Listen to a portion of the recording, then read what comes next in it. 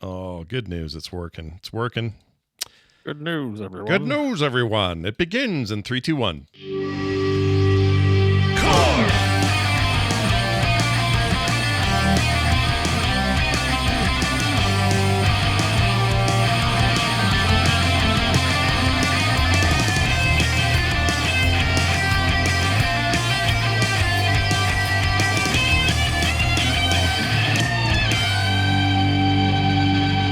Well, look what we have here. It's a brand new, fresh out of the oven episode of Core. Welcome to Core, everybody. It's the only podcast with less than 40,000 miles on it and the original tires. So we think we can make a pretty good deal for you tonight. Get you in this thing.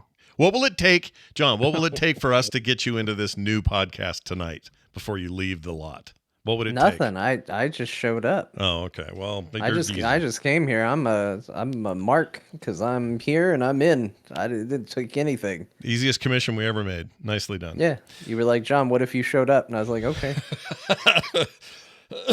You guys missed a very spirited pre-show, but apparently we're going to have the results of it. Yeah, it's a preview. Because John, the main event is coming, so don't worry. It was a spirited sneak preview. Yeah, and I'm excited because John got really excited in a way that has me very curious about things.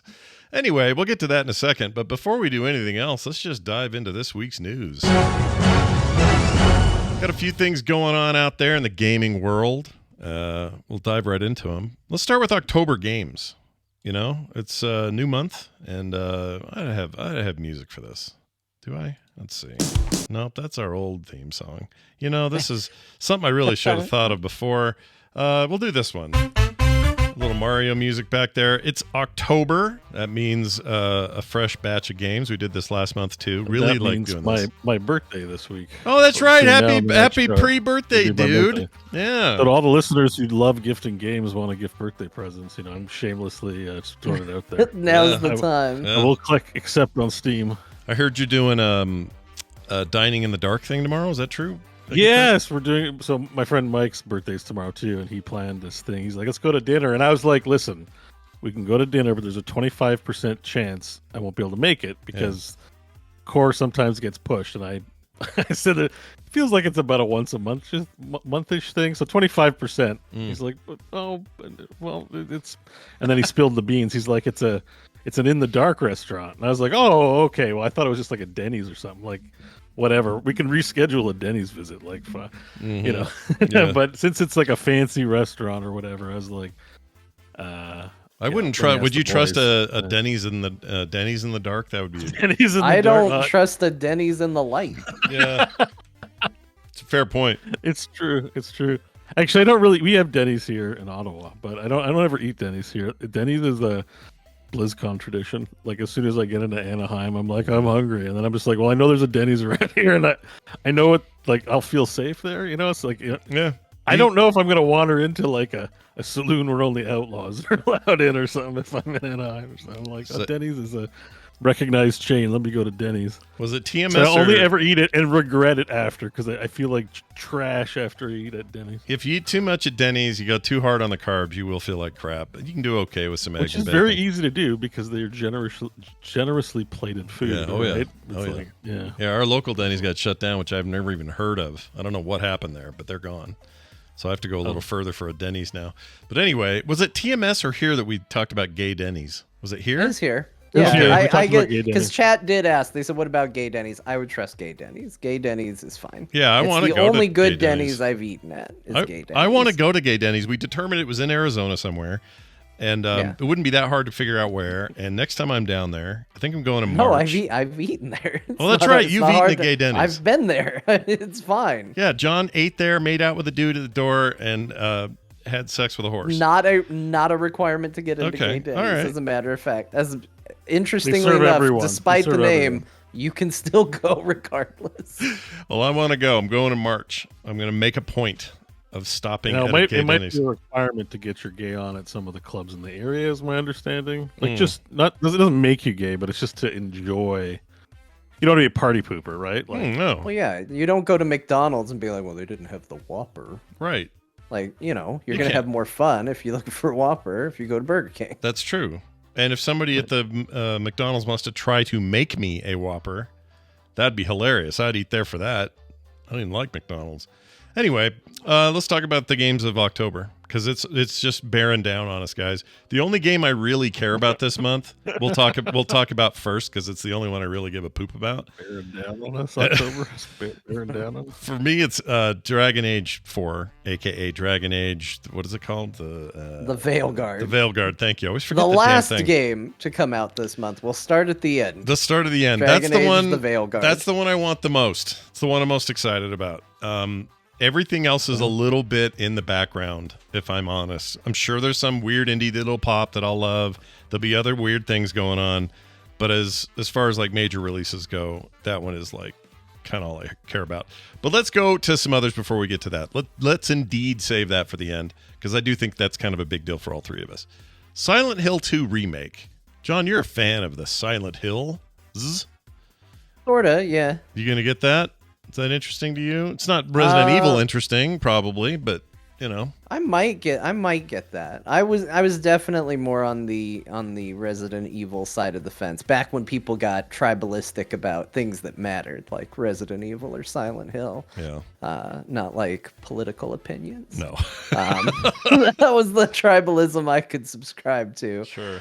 So I haven't played a ton of Silent Hill. I think I played a little bit of Silent Hill 2. I played a lot of Silent Hill 3 for some reason, but I do want to check it out. I'm definitely curious about it. It's one where I'm gonna have to wait and see what fans think of it. I'm gonna wait for reviews for. Like, I'm curious about it if they do a good job, but it is one of those games where I'm like, okay, well, how do fans feel about this? Is this just a remaster? Did they change a bunch of stuff? Like, what did they ultimately do with it, and how do people feel about it? But if it's good and people rave about it, I'm certainly curious about it. There's some early reviewish type reviews out.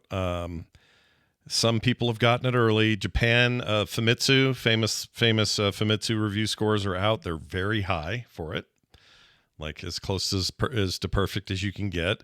I'm reading Didn't one here. Famitsu get called out for fake reviews at one point, though? Did they? I thought they were like I thought they were made of titanium at this point. Maybe I'm thinking of somebody else. It doesn't matter. No. Like, at the end of the day, it doesn't matter. Doesn't Review matter too scores much. Don't matter. But I feel like there was one where it was like, oh, it was considered like a gold standard periodical, and then it was like discovered that like, nah, the reviews got bought. Sure. I don't remember who it was, but you're right. Something like that was floating around. There was. I just don't remember which one it was, and I don't want to speak out of turn on that. But This review by, let's see, I can't find the author. Anyway, they say simply amazing, but also mentally taxing. well, that sounds about like what you want, though. I think that is what you want. 16 to 8 hours to clear it, to beat it. That seems fine for a horror game. I mean, we did Resident Evil 4 faster. We did Village faster. I think 7 may have been 8 or 9 hours is all. So I think that's the real question: is somebody going to buy it for you and make you play it? Oh shit! This is the month for buying Scott video games and making him play them. If we do, you have to. I'm not doing that alone. You got to come along and do it. I'll help you. Actually, that could be interesting because I haven't played Silent Hill 2. Mm-hmm. So for once, it would be me just as blind as you, and the two of us trying to figure it out together. Yeah, I mean, I played a bit of 2. I played 1 until it freaked me out, and I threw the controller down and never turned the lights off again. 2, I probably had a similar problem. I blocked out whatever I got out of 2. I remember some nurses and went, "Oh shit, I'm done. I can't do this." So, yeah. If that's the rule with these scary games, I play them if somebody donates them. Otherwise, forget it. I'm not touching this thing. I'm not going near it. Anyway, Bo, you probably don't care too much because, horror games. Nope. Not really your thing. Skip, next. Not next really queue. your thing. The Until Dawn remake comes out on the 4th. Is today the 3rd? Yes. So tomorrow you get your Supermassive Games.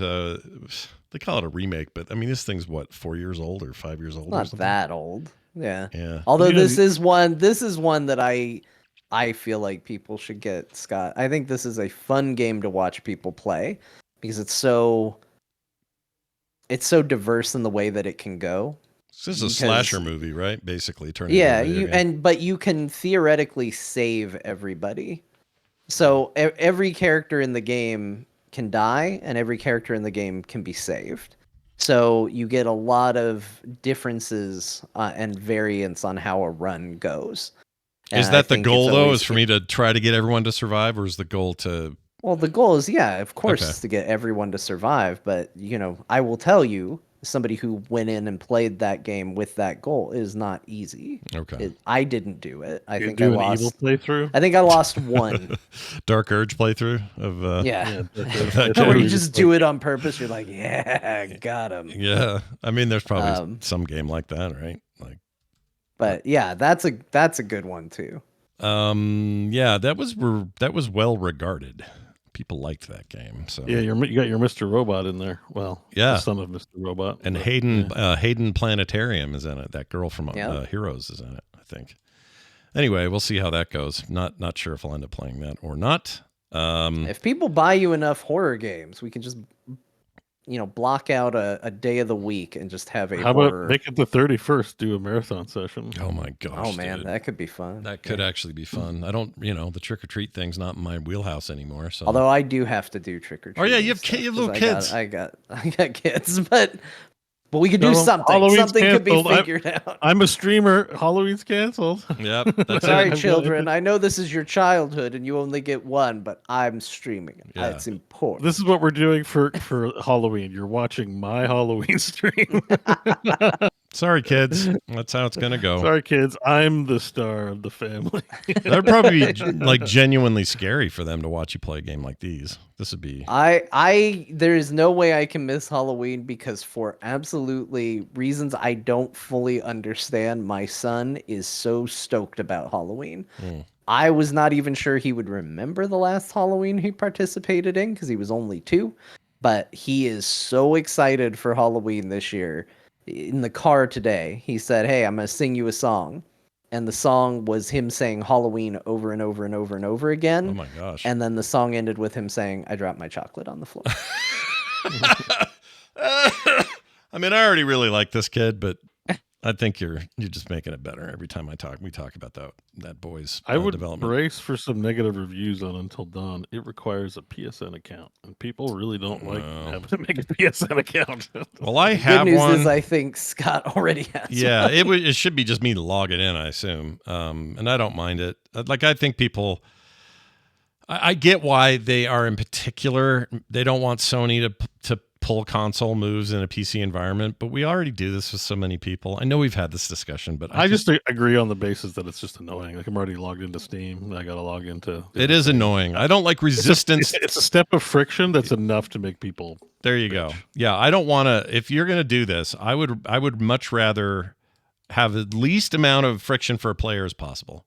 Like, get me in, lube it up, get me in there so I can get what I need to do and go. And I played a game this week that did a really good job of that. I'm actually kind of excited to talk about it because it's a kind of game that usually would make you sign up for a bunch of shit and agree to a bunch of things, and it didn't do any of those things. And I think that's good. It's good for players to just get in the game. You don't need all this. And while I know Sony thinks they need it because they just want to have your info, but I hate that shit. I hate it. All right, so there's that. What else? Oh, Alan Wake's second DLC comes out. You get the lake house. I still have the first one to play. I haven't played that yet. I gotta get through it too. Yeah, What it was DLC? so good, but I haven't finished. It's it. I haven't Alan made it Wake very far at all. Alan Wake 2. It's called the Lake House. Okay. It says far from the what if standalone story of Night Springs, Lake House is expected to connect more directly to the main storyline in the Alan Wake series. It's also expected to explore the connections between Alan Wake and Remedy Entertainment's other major horror output, Control. There are other. Yeah, I feel like Control is the connective tissue for everything they do in a way. Yeah. Now here's one I didn't know about at all: A Quiet Place: The Road Ahead. I didn't know they were making a game. I had no idea. It's been a long road. Getting from it's the greatest theme song Star Trek ever chose to have. But no, this is like a stealthy, mechanic heavy. Take that for what you will, people who hate stealth. Based on the movies, so that makes sense. You got to be quiet and sneak around these things, or else they hear you, they kill you. Those movies are cool. I like them a lot. I think they should make you wear a headset with a microphone on. And I think you should have to have it on. If you mute, the game pauses and is like, turn your microphone back on. My daughter would run in here and yell is the problem. Yeah, and it would get you killed. The amount of kids that would get killed because their parent came in and was like, dinner! Yeah. Just get torn apart by aliens. It'd be so good. Yeah. There may be maybe there's some of that to the game. I haven't dug too deep. And honestly, I didn't even know this existed until like today.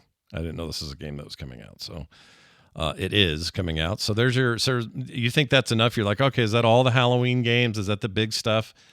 Quiet Place Road Ahead. No, later in the month on October 22nd, you get No More Room in Hell 2. I don't even know what 1 was. No. Survival game, Bo. You like those? You know? Oh, zombies. Awesome. Yeah. There are enough zombies. This is my reaction every time I see a zombie trailer. Co-op zombie game. Oh, zombies. Awesome. Yeah. We get now sports fans. We're thinking Shanna fan. Are you listening? I'm sure he is. Beginning with NHL 25 on October 4th. So that comes out tomorrow. I actually like hockey games. So this is something I would like. I always get real tempted. And then I'm like, oh, this ends up on Game Pass in like 6 months. So, but then it's not always on PC, which is where it's kind of all these days. So, no, the easiest thing is to just skip all sports games. Yeah, but the one sports game I enjoyed, like That's not helpful. The one sports game I really enjoy though, hockey. I love it. Yeah. Yeah. I used to like football, basketball. Some of those others are fine, but for me, a good hockey game.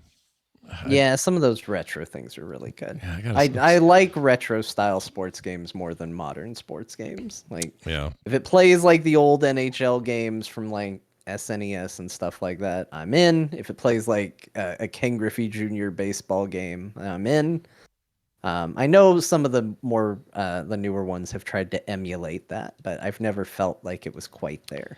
That Super Mega Baseball 4 is very good in that way. You'd probably really like those look good. Yeah. I was gifted one when I complained that they didn't know that there were 3 people on the show and I haven't played it yet. Oh, you absolutely should. I really should. You really should. It's fun. You can whip out quick tournaments and you can set it so it's like 3 innings. You don't have to do a whole 9-inning game if you don't want. It's great.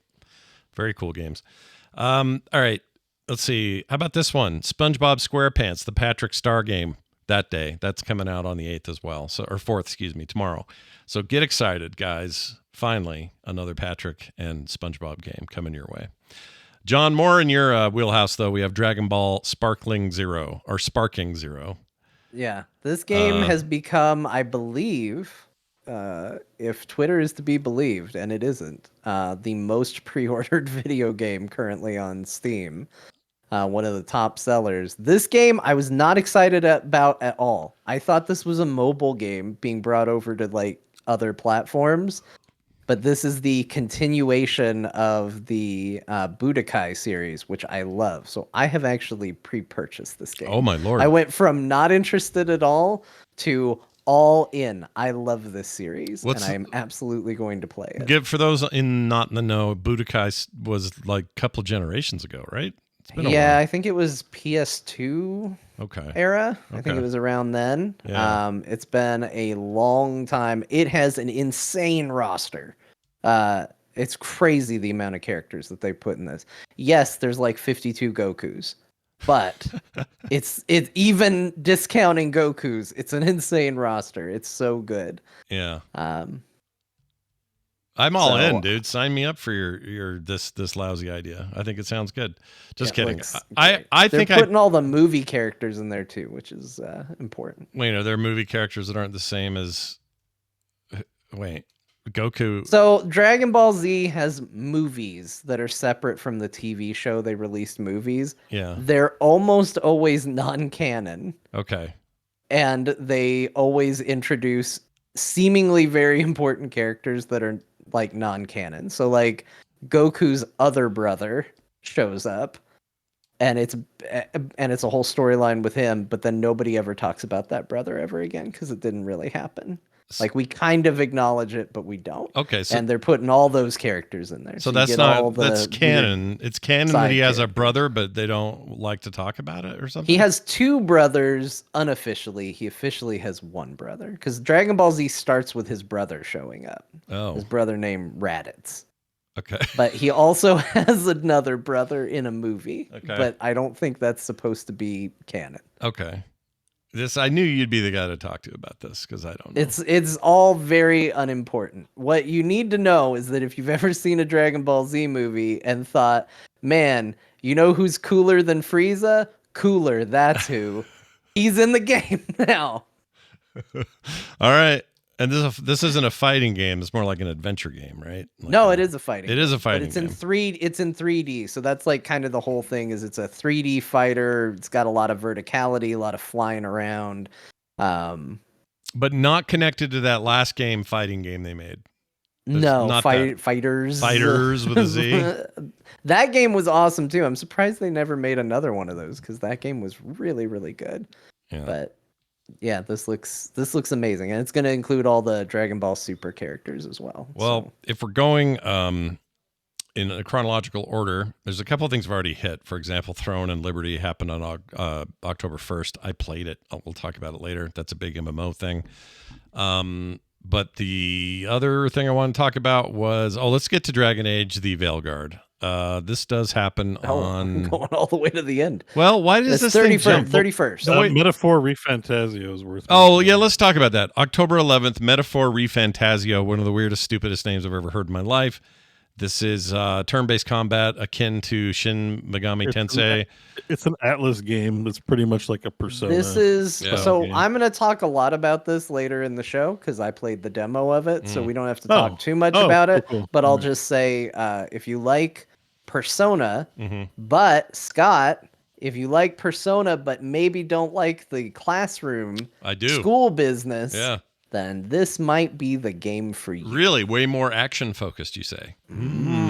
We'll hear more about it later. But also worth noting, Diablo 4 Vessel of Hatred. Oh, duh. Yeah, that comes out next week, next Tuesday. And I have pre-purchased. Yeah. The order's in. What the do you- game will be played. What do you get for pre-purchase this time around? What do they give you? Nothing. Tiger, I think. Nothing? That's it? Oh. No, it depends on like what tier. But Yeah. I just bought the basic tier. I don't want. Hell yeah. extra- Don't give them Yeah, extra don't give them money. extra money. There's nothing. I mean, sometimes there's good enticement, right? But I think their enticement is pretty terrible. It's just like wings and like tigers and shit, and it's like whatever. And I get Microsoft Game Pass. Like piss off. Oh. They threw Game Well, Pass in. How dare they give you Game Pass? How dare they?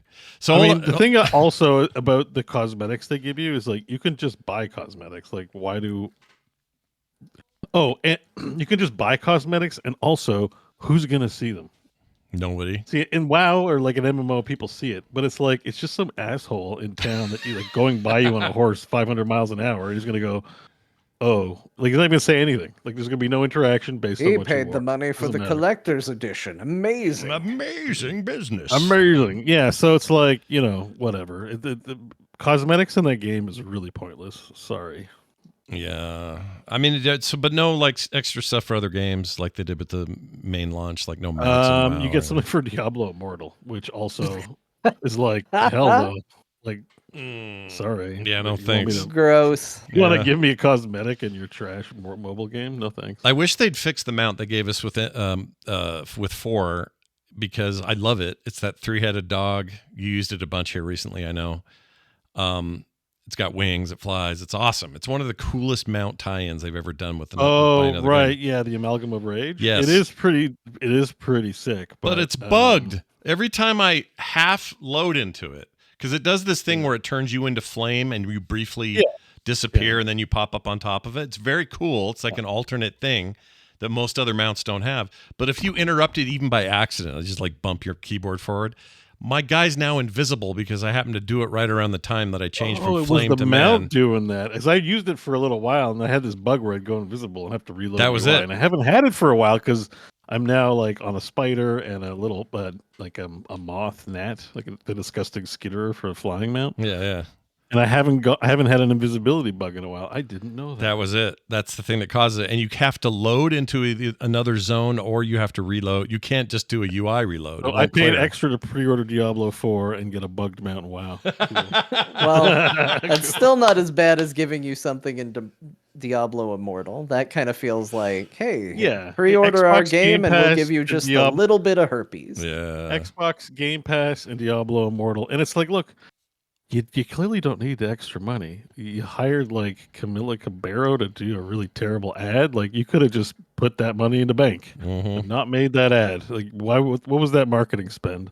That was weird. For Diablo, you know that, and then don't make that ad, and then you don't have to charge extra for pre-orders. Just make one product. Like it's so mind-boggling. We don't talk about it a lot, but it's still one of the most insane marketing pushes I've ever seen for a game. With that Diablo, They are 4 going launch. pretty hard, but you know, I don't mind it. Most of the marketing has been great, but I don't like when they get like kind of pop stars for Diablo. Maybe you know they get all kinds of celebrities for Warcraft, and that's fine. And maybe there's I didn't like the Megan Fox thing either, to be honest with you. It's like, Oh, I forgot that about stuff- that. No. That stuff feels the- extra bad when the game doesn't feel the best. Yeah. it's not that I don't mind real world actors. It's just whoever's like making the decision, like this would be awesome. It's like no, they need to get some other ideas from someone else. Like maybe use that marketing budget to hire one more guy to go, hey, I think there's some problems with this game, and I think you're going to end up making a bunch of patches that turn it into Diablo 3. Yeah. There's Like, those maybe pay A24 one guy to say that to them. Sure. There's those A24 movies that I haven't seen, but that I'm aware has like the same actress all the time playing like the killer or something like that. Like, Yeah. get her. Yeah. Like, why don't you get somebody who's like, you know, in the horror vertical? Like, what the hell? You know, Yeah. I don't know. Yeah. I'm I don't know. I don't know what I am about Diablo. I don't even know what to do. Like I'm not going to pre-order because Just marketing. Who cares? Yeah. Because I just buy it. I haven't pre-ordered it. Oh, you guys are going to play. Don't pre-order it, Scott. Wait and see what people say about it. Yeah, I'm going to wait to hear what people say. Buy it when you are sitting in the Blizzard launcher going, I'm going to play Diablo. Yeah. And then buy it. Because we can now make those purchases at the launcher. You can sit down and go, I want to play the Diablo expansion. I'm going to buy it right now. Yep. That's when you should decide to play Diablo. Yeah, if I don't want extras, I don't have any pre-order bonus, I'll just buy it, right? I mean, I'm going to give you a sneak preview. It's going to be a lot like Diablo 4. Yeah. But I have a feeling it's going to be probably Reaper level of X-Pack because it's got a cool new class. They've revamped the loot system. So it'll be fun, and it'll just be up to you whether you want to play that kind of a game. And it's more like Diablo 3. They'll have like lots of end-game content. They make it easier to get to max level. Yeah. They've even said so in the Fireside chat this week. They're really trying to onboard people. The best items are available in lower torments. The increase in torments is just rate of dropping, literally Diablo 4. So, you know, do you want to play Reaper? Do you feel like playing Reaper of Souls right now? Kind of. Yes, you should order. If you don't feel like playing Reaper of Souls, then, you know, wait or when you feel like it. I do feel like playing Reaper of Souls. And I suppose I could just play Reaper of Souls, but obviously, you know, new paint job, new game, Diablo. New paint job, new class. I mean, it's not exactly that, but that's my prediction is it's going to be pretty fun actually. I think now that it's been released and the dev team has proved to be very good at communicating with the Pez Radar, the Adam Fletcher guy, who they have on the community team does a really good job. Yeah. I don't know if he's the motivating force behind all the streams and stuff, like the strategy, but they're regularly meeting with their player base and talking about the game. Even when I'm not playing, I'm tuning in just to see what's going on. I think they're doing great. I will give, for as critical as I've been of Diablo 4, and it's been a lot, and I'm going to be more so because I'm going to say I agree with what Bo said, except instead of saying, do you want to buy Reaper of Souls, I'd say, Scott, do you want to buy Act 2 of Diablo 3? That's what this feels like. But, so there's your little hit, but here's where There'll be no Diablo in this Diablo. Here's where I will give them their flowers. Okay. Because I'm certainly not going to give somebody else flowers later in this show about this. They have been very open about where they've made mistakes, how they plan to fix it, what they're doing. They've been very receptive to feedback. And I think super kudos to owning your product and trying to continue to support it. I actually So, think they stand out compared to other Blizzard teams, like just with those fireside chats. I think more companies should be doing those kinds of things. I think for whatever reason they've got a good. They've got people willing to be open and honest about yeah. the state of the game, even compared to other Blizzard teams. Like it's actually kind of refreshing and nice. I don't know. I think I have a good feeling about this expansion. When I was I out, actually feel like they overshared. They put out a video a little while ago that I was like, "Are you telling a story?" yeah, Did you see that Yeah. video where they said, "Here's what the story is for the game"? No, I didn't No, I watch missed that. that. I've been watching the fireside chats. I was shocked at how Yeah. much. I'm not going to repeat it here, but they were like, "So here's what's happening when we get here, and this character is of course going to do this, where they discover this, and that's going I've to lead seen a them little on." bit of And I that. was like, "What are Yeah. you doing? What are you doing?" yeah. Well, hopefully there's some fun surprises in store. Like I think the story of D4 was actually pretty good. You know, I liked it a lot. I can kind of see if depending where things go. Like I don't know. I got a good feeling about it. I thought it's irrational. Maybe it won't be that good, but we'll see. That's fine. I mean, you're somebody who spent a long time trying to be in the top 1,000 or whatever it was, or 100. What was the deal with the statue? I forgot what you guys was did. the top 1,316th according to the tracker. 316th person to hit max level in Diablo 4 Hardcore. Yeah, and this is back when this thing had a max level of 100. It's not even going to have that anymore. Like that's just I think going its away. max level is going to be 60 now. I think. Yeah, you've attained a level that people can only dream of. Yeah, now in Diablo. it's true. Well. It's not even, you can't even play it offline and like replicate what Bo pulled off, you know? So I don't know, I think you should be proud of it.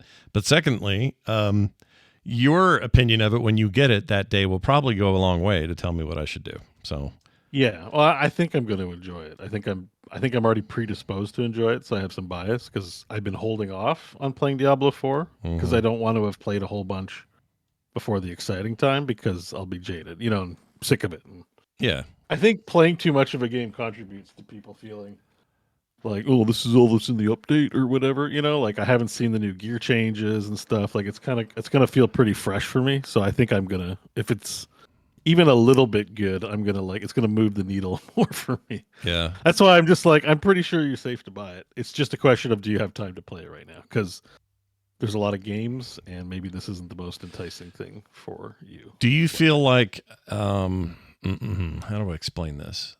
Do you feel like, okay, if this gets received in the same way, not that it really helped 3 much because we never got the third expansion that they were going to do, they shelved it.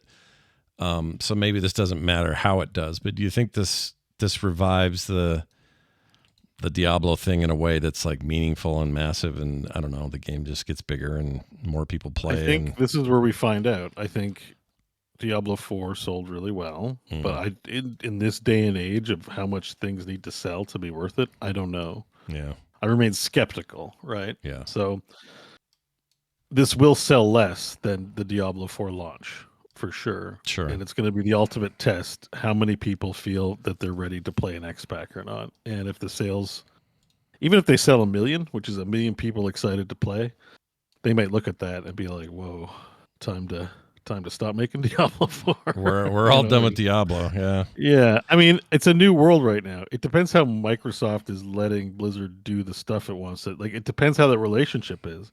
Because as we learned from Jason Schreier, Activision, you know, was messing up the soup with their expectations to do releases every year, to just release like whatever content and really disrupting the culture there. And I know, John, you say like, oh, just release games, but probably it was slowing down the process. You know, even if Blizzard was to have a slow cadence of releases. Well, yeah. The Also, conflict probably slowed it down even further. just release games now. Yeah. Prestige Blizzard, take your time. Yeah. I'm saying that they aren't that studio anymore, so now they just need to so make you know games. that might be this. You know, we might see some of that, and it might still be fine. I don't know. Certainly, Warcraft's take.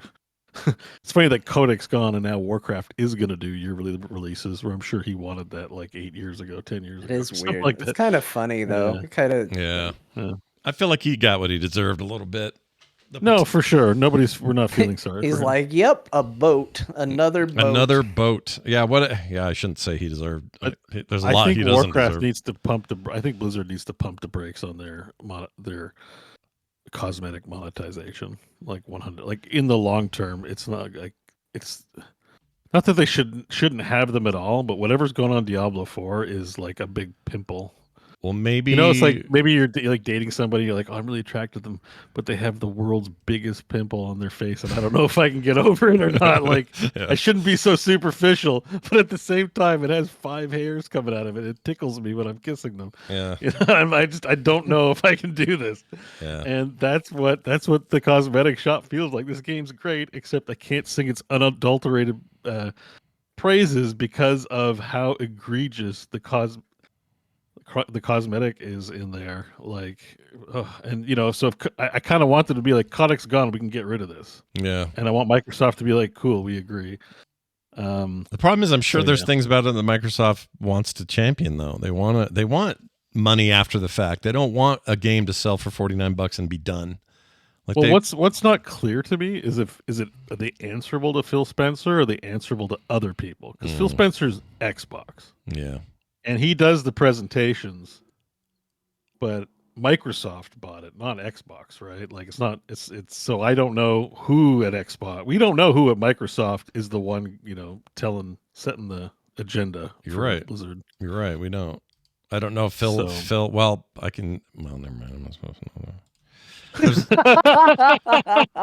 What was that? You want to say that a little bit louder?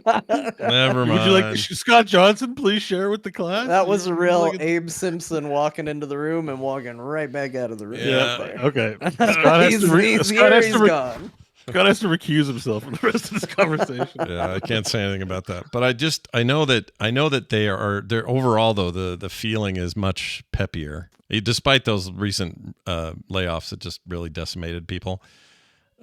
Aside from that, there's a pretty good attitude about things moving forward. That's good. So yeah. I hope that holds. I mean, who knows? I hope Blizzard can share with the class, because one thing that does irritate me about Blizzard is that if they're feeling uncertain a lot of the time, or they don't tell people things, they're like a parent that's like, well, I didn't want you to feel bad, so I didn't tell you an important truth they needed to hear about some things, and it's like, it's irritating. Yeah. Which is why the Diablo teams kind of does that to some extent, but overall the company's culture is one of like, oh, there's bad stuff going on. Let's pretend like everything's just fine. Yeah. And it's like, we don't respect that. Like, if you want to earn our respect, if that matters to you, then you should address things.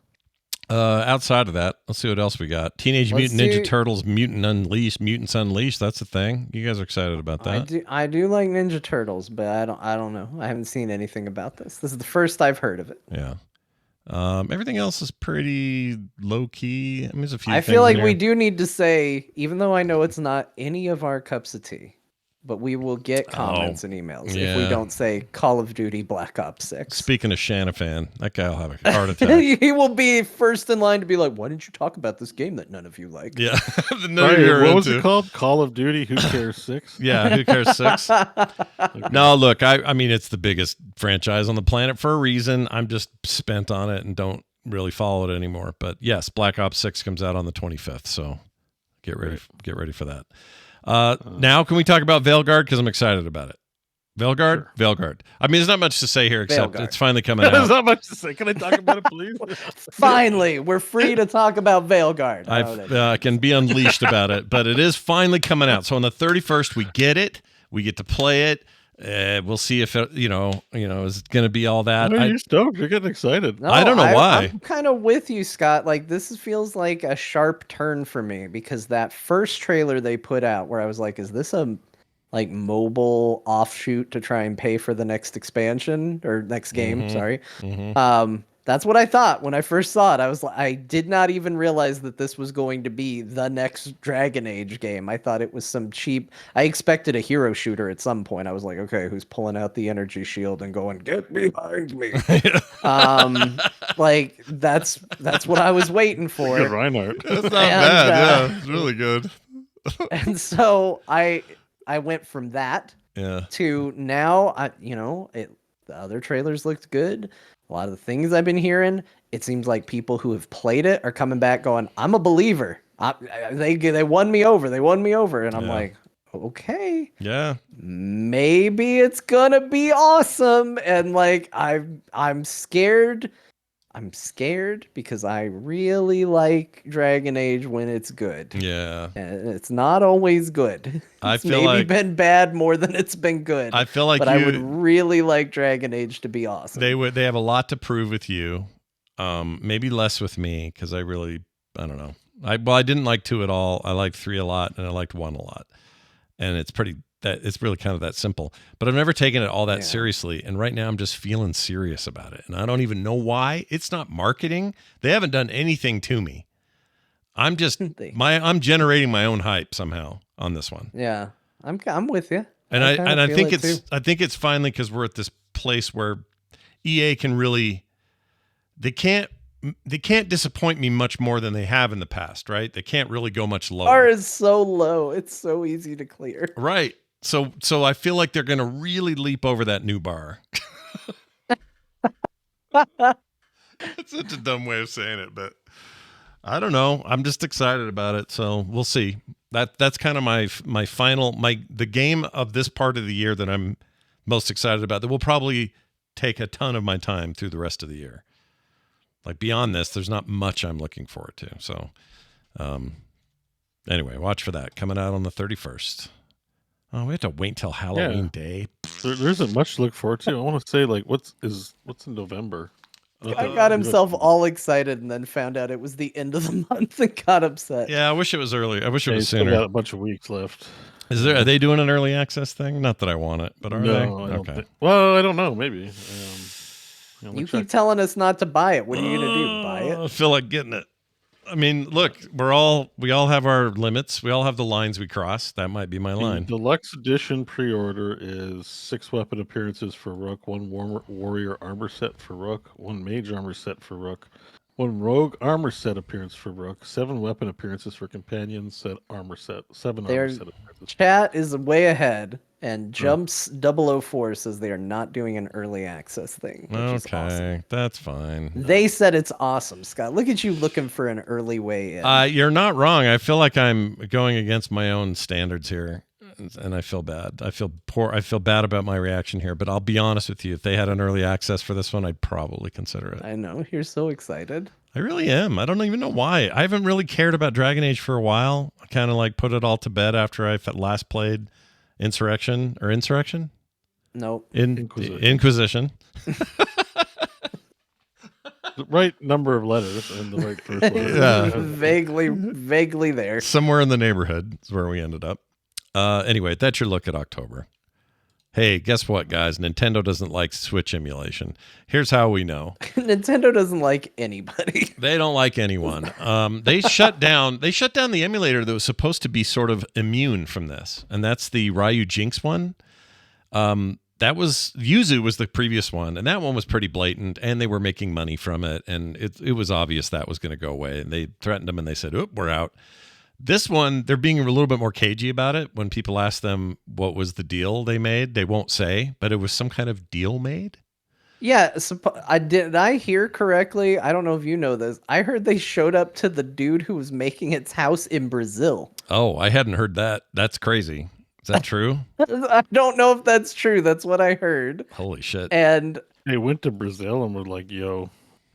I Nintendo guess. can get you in Brazil. They can get you. They can get you. Wait, what are they hiring? Like the Pinkertons or something like that? I think there's a pretty good chance that the person working on this made money, not a threat of lawsuit. I think money exchange. I think it was like, we can pay you the money, or we can go to court. What do you prefer? I mean, it's all not extortion, but it's a form of extortion, right? Kind of Yeah, I mean, it does. Yeah, I don't think he was making it to extort Nintendo, but that's how it worked out. Yeah. Here's what so Nintendo won't even confirm or deny this, by the way. The Verge was poking around, and they will not confirm or deny whether they made the deal with the developer. Instead, Nintendo spokesperson Eddie Garcia mysteriously pointed the person that wrote this article to the Entertainment Software Association's head of public affairs, Aubrey Quinn, who said she could not speak on behalf of Nintendo. So that's essentially a runaround. They got put in a circle. I don't know, man. It's weird. Basically, this is my overall hot take. For those who want emulators to innovate and happen for preservation reasons, that's a viable reason to have good emulation. Certainly, the companies aren't doing it the way we need them to. So a lot of times, this stuff happens this way. Nintendo's not going after all the SNES cores and emulator makers and all of that. They're not actively making a giant big deal about their previous content. This is still a current generation platform for them, so of course they're defending it. That's what Nintendo does, and they will do it until the Switch 2 hits, and even then probably it'll take a little while. Will we eventually have emulators that are there for game preservation for the Switch library? 100% yes, correct, there will be. Will it be these two? Probably not, because now they're gone. But this stuff always finds a way to happen. And also, we need to, I think gamers, those that sit around going, but what about preservation? I mean, technically, it's not illegal to make an emulator of any kind. It's not illegal.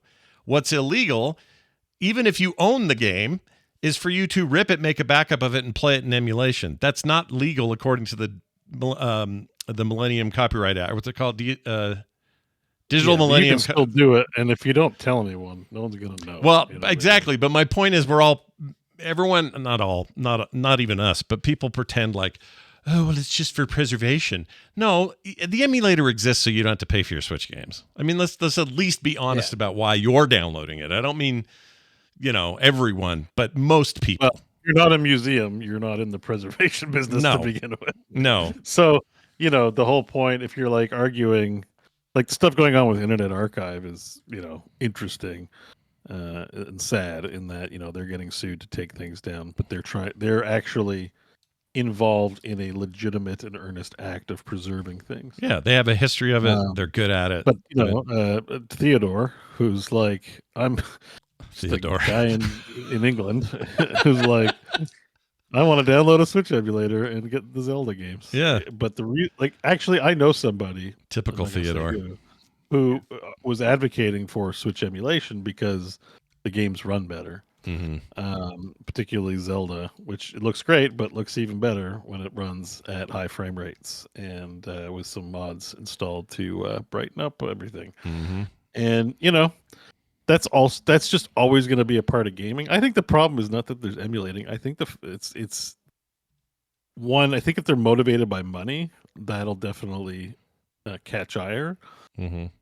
But two, we signal boost the shit out of it. Oh yeah, like there's tons of stuff that like if you just like shut up, you can have it and it's fine. Like there's been ways to play Magic online without having to play Wizards for decades now. Yeah, and but if you're just gonna blast it out on your press article for some clicks, like of course it's gonna get the attention of the company, and of course they're gonna shut it down. So it's.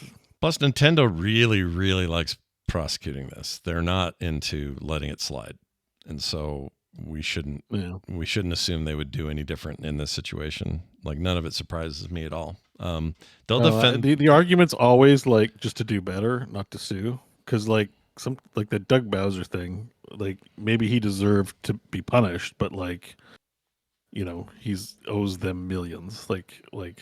He's never going to have a normal life again and be able to afford anything. Wait, you don't mean Doug Bowser? Who do you mean? It's somebody else. Some other guy named Bowser. Yeah, whoever the other Bowser. There's the works for Nintendo Bowser, and there's the notorious pirate Bowser that Nintendo sued. Right. Yeah, because Doug Bowser's it's almost like Nintendo designed the whole situation where it's just like different versions of Bowser. Like different reskinned Bowser. Like, they did different names. Yeah, it's weird that they ended up with a Bowser as president of USA Nintendo in the first place, but then the fact that they're one of their biggest nemesis out there who's making copies of shit is named Bowser. I mean, to be fair, Nintendo of America probably employs a few Marios, and we don't really comment how it's a big coincidence, But they probably got the name Bowser. Mario and Bowser are not names on the same playing field of equality. No. There have been Bowsers. Bowser is an actual like last name. It's not like somebody changed it. No, that's true. It just seems so when they lucky. were doing localization and coming up with a name for the bad guy, they probably flipped open the phone book to a random page and went, "How about Bowser?" Mm. You know, in the '80s or whatever, and there you go. Well, Kirby's named after that lawyer that got him. I can't remember what he accomplished. Anyway, he got some big accomplishment for Nintendo, and they loved it so much they named. Jack Kirby? No, not Jack Kirby. Isn't Jack Kirby involved in JFK or something like that? No, it was something. No, that was a comic. That's a he was comic book artist. Yeah. You're Oh, thinking right, of- right. But who am I Kirby's thinking the of? last name, you know. It's like, Why can't I think of his name? Anyway, something Kirby, and they loved him. So Nintendo was like, we're making a new game with this little pink ball that eats things. Let's name him Kirby after our lawyer that we love. Yeah, wasn't Mario their super for like a building they were in or something? Yeah. I'm pretty sure Mario has a similar history there. Yeah, that stuff's great. I love that They crap. just name them after people. Donkey Kong is named Donkey Kong because of bad English translations for stubborn and King Kong. There you go. Ketis in the chat says Jim Kong is VP of sales. That's amazing. Nicely done there, Ketis. Well, anyway, Nintendo going after it. They're also targeting a lot of YouTube creators and streamers at the same time who like use ROMs for their streams, retro streamers, that sort of thing. This sucks. Like, yeah. I've said it before, so I'm rehashing it. I would not want to stream anything Nintendo related. Like, Yeah. I've loved a lot of Nintendo consoles, a lot of Nintendo games, a lot of Nintendo characters, but I would not, with how litigious they are, I just would avoid it. Like, yes, the whole idea is that you're playing on ROMs or you're playing with hacked versions of the games, and that's who they're going after. I still just think it's just really shitty to go after just individuals, trying to demonetize them and go after them. Like, it doesn't actually damage your brand to have people putting it out there, streaming it. It's one of these weird archaic views of things that they seem to still have, and it bums me out to see it. It grows your brand. I mean, I don't care what they say. If people are playing Nintendo games on air, it will sell more things than it will not. And if it's things they can't buy, well, that's a Nintendo problem. Do you know what I mean? Yeah. Yeah. Like some of it you can because you can get it on their online service. But if you've got something, if somebody's showing off Mother 3 before it was available or something, make it available. We've been begging for it for decades. What? You could probably even charge a bit of a premium for it, and people would still buy it in this day and age. Bums me out. You know, especially with Nintendo. And like those people that are streaming Nintendo games, they're just going to stream other games. Yeah. And you don't get the free advertising. Like it's really someone backwards. like speaking of needing a leadership change, like I have a feeling everyone in the C-suite of that company are like dinosaurs. Yeah. Like just out of touch dinosaurs. That's just based on how they behave. You know what I mean? Yeah. So well, there's definitely an aspect of that to how the American side and the Japanese side communicate, and Europe to some extent. This was like big in Japan too. I wonder what Japanese people who like are in the streaming space think of all this. I wonder, is that even I wonder if is retro? Well, see, I have no idea. I'd be speaking out of my ass. I have no idea what the gaming culture is in terms of like the appetite for retro content. I assume it's like here though. I think they're a comparable market. I mean, the population of Japan's pretty big too. Like yeah, they stream games over there, like for sure. I've seen plenty of clips and stuff like that. So definitely we probably just don't ever talk about it because it's in a different language and doesn't affect us culturally. But I'm sure streaming's big over there. Yeah. So I don't know how Nintendo is perceived or what it's like over in Japan too. But they could. Same deal, right? So. Well, Japan has they don't have fair use laws like we do. And ours are shaky at best, even as it is, but they can just go after anybody for anything. So I'm guessing it's even harder there to stream that stuff. I don't know. No, I mean they have Twitch over there, right? What's their Twitch TV equivalent for Japan? They have something like that. If it's not, maybe it's Twitch and YouTube directly. I have no idea. What are the Japanese doing? Some expert who knows, write in, tell us, because we don't know. What do we know? What else? Let's see. Hey, I found one. A top live streaming platform in Japan for 2024. It's Pococha. Pococha. Pococha. Sure. It's a homegrown Japanese live streaming app tailor-made for local audience. Since its launch in 2017, it's generated impressive revenue of $300 million.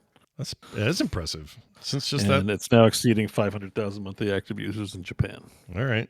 And is there anything that says like their top categories or anything? Like what games? No, I wonder if I can go to. I wonder if there's an English version of Pokecha. It's like in Korea, it's Africa TV. I think is the big one. Oh, interesting. Which I have been to and have an account, but I haven't watched the Japanese streaming site. You have an account over there? You are a journeyman. Look at you. Yeah. That's amazing. I like to go to other countries like media services and stuff and check out what it's like. I love it. News link. Yeah, I'll check it out. Maybe it's something I can report back. I'll watch some Japanese streams. All right. Well, there you have Looks it. like it's more than just video games, though. I see a guy in a vest juggling. So I'm not sure what to expect quite yet. Man in a vest. Well, it's a good form of retro, I suppose. Moving on to a thing where John has been holding it. He's really been holding it. Let's talk about Starfield's $30 expansion slash. As John did, he crossed out. Let me ask you. Hold on. Before we spoil it, Yeah. let's talk about this. Yeah.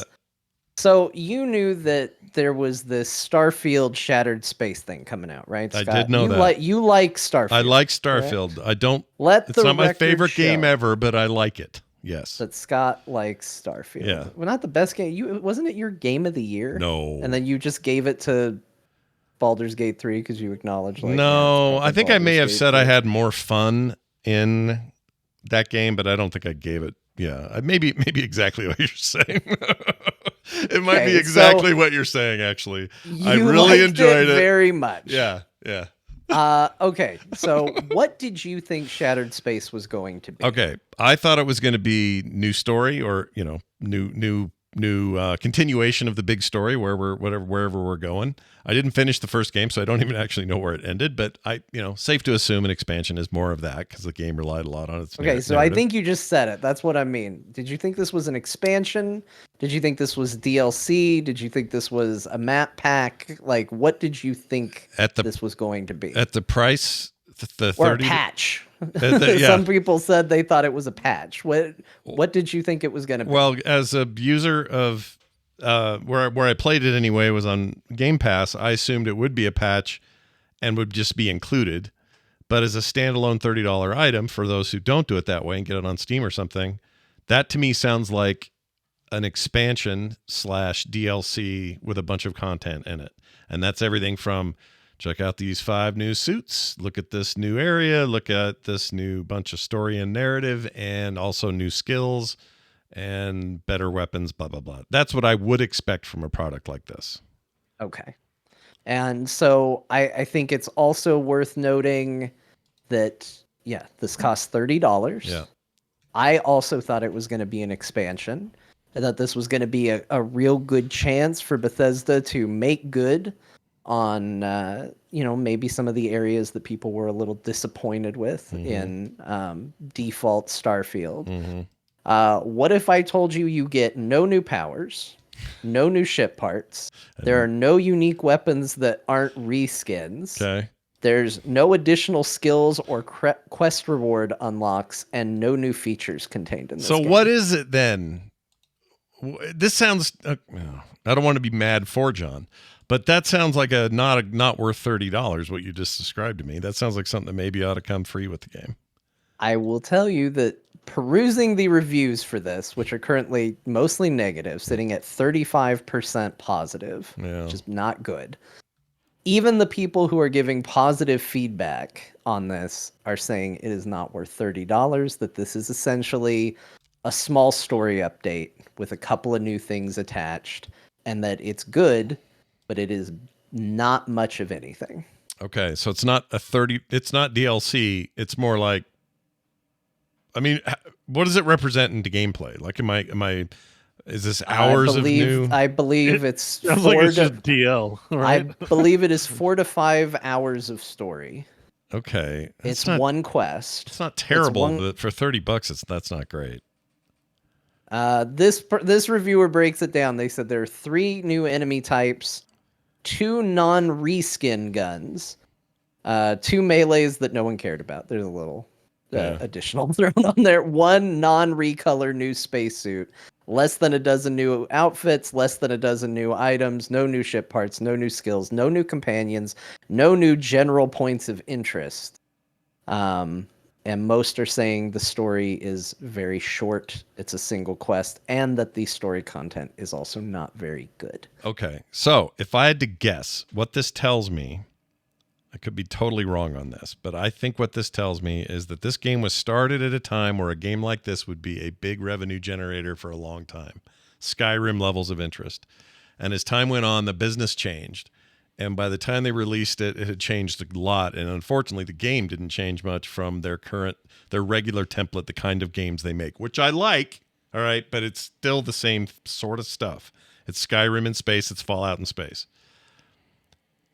This tells me they didn't bowl the world over and expectations had to be reset, especially at a time like right now when there have been layoffs at Bethesda and elsewhere, all this kind of stuff going on. I think they've scoped back. They have drug their scope way back. That's what I would guess. I have no idea. It's not great. I don't love it either way. It seems like that because apparently there were things that were, advertised for this, and they have not been. They aren't in this game. So I think saying that they rolled it back is fair. Because I think there are things that they said would be in this. I think ship parts might have been something that was advertised, but not in the game. Why? Oh yeah, I remember hearing about that. Also, wasn't there a buggy, or the buggy came out already? The buggy came out. That was a separate deal. They should have held on to that. Free, right? Yeah, it was free, but they should have held on to it and said, they should have charged for it. Well, not maybe even charged, but like put it in this and just said put it in this just so they could have another bullet on there. Like, hey, we gave you the buggy too. You paid for the buggy. Yeah.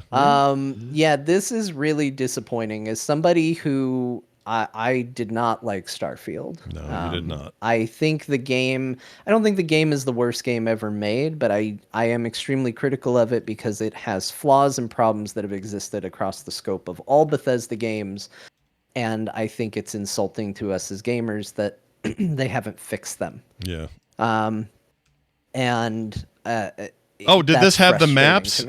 Sorry to interrupt, but did they add the maps? Do you know, as part of this? Like they were had big talk about how they were fixing all that. I think the maps came in a patch, but I don't know. Okay, so maybe that already happened. Wasn't talked about in this, but I think the thing that has bummed me out is I think a lot of people like me that wanted to like the game because I did love the shipbuilding. I thought the shipbuilding is the one thing that the game had that was good, even though it also had its problems. You build a ship, it puts everything in your ship in the cargo hold. That stuff was obnoxious and awful. Yeah. But building ships was really fun. So they didn't even lean into that, which is the thing they did well. Yeah. But I think a lot of people who saw potential in it were hoping that this would be an expansion and a chance to maybe really like the game. And it seems like maybe it is just a little update that doesn't move the needle very much. Yeah. And I think that's disappointing. And to go what I was speaking about with Diablo, I think the thing that is the most frustrating about this is that they've been doing the press tour as a part of this. Yeah. And they sound so out of touch in their discussions around this game that I am baffled. I am genuinely concerned for the future of Bethesda after reading interviews with them. Give me some give us some tidbit or some pieces of this, because this I don't have them in front of me because I'd love to quote. Believe me, I'd love to throw them right under the bus. But PC Gamer had an article about an interview with one of them where they said, what lessons have you learned post Starfield? And they said, we've learned that people are really excited for Elder Scrolls 6. Wow. What the fuck does that even mean? Of course we are. How did you learn that from Starfield, dipshit? Let's take a brief moment and think about the PR nonsense you just spewed by saying we didn't learn anything. We learned people are excited about another game that's going to come out. And when pressed about it, they basically just said, we think the game's fantastic. They really are a big fan of what they've put out there. They're not owning anything about what they've made. Hmm. And let's they've see got their Steam account screenshots of how much they've played. Yeah. I mean, I think to me, one of the most This past 2 embarrassing weeks. statistics that's been out for this, and there's a little wiggle room because obviously this is a Game Pass game, Right. but there are more current players of Fallout 4 on Steam than Starfield post this expansion coming out. Yeah. That's shocking. Yeah. That requires an acknowledgement of some kind from the developer to say, "Hey, here's what we think." But it feels like they have their fingers in their ears, just going, "No, no, no, no, no. It's all good. It's all great. Everything's fine." They had another developer say that, take it from us, people who've been around since the horse armor days, Bethesda knows DLC. Oh my Lord. Well, first of all, I wouldn't remind people about horse armor, especially when you're putting out something that even the people who like it agree is overpriced. Mm-hmm. I would not conjure horse armor to the forefront of people's minds. And then you release shitty DLC. Like, what are you guys doing? Take some ownership of it, but they keep passing it off as like, well, haters gonna hate. I get that there are people out there that probably think Starfield is awesome. Yeah. And that's fine. If you like it, again, there was an element of it that I really liked too. But by and large, there is zero doubt that it could have been a much better video game. And in the same interview where the guy said that people are really excited about Elder Scrolls 6, Yeah. they asked him, what do you think about the growth of Starfield? What do you think is the future of this game? He couldn't answer one of those questions without mentioning the mods that people are making. They can't even tell you what they as game developers are doing for the game. They're just pointing at the free work they're getting from other people to fix their shit. Yeah. And they're like, look at all the mods people are doing. It's incredible. No, you fix the game, not the mods. I can't defend it. Like honestly, I'd love to be able to defend it because I do like Bethesda games. I think they're in a weird place with this. I think there's probably it's not their fingers in their ears, it's PR's fingers in everyone's ears. They're not going to be allowed to talk about this in any other context than maybe PR, but also C-suite. Because I will say, vibing off that, Skyrim VR is trash.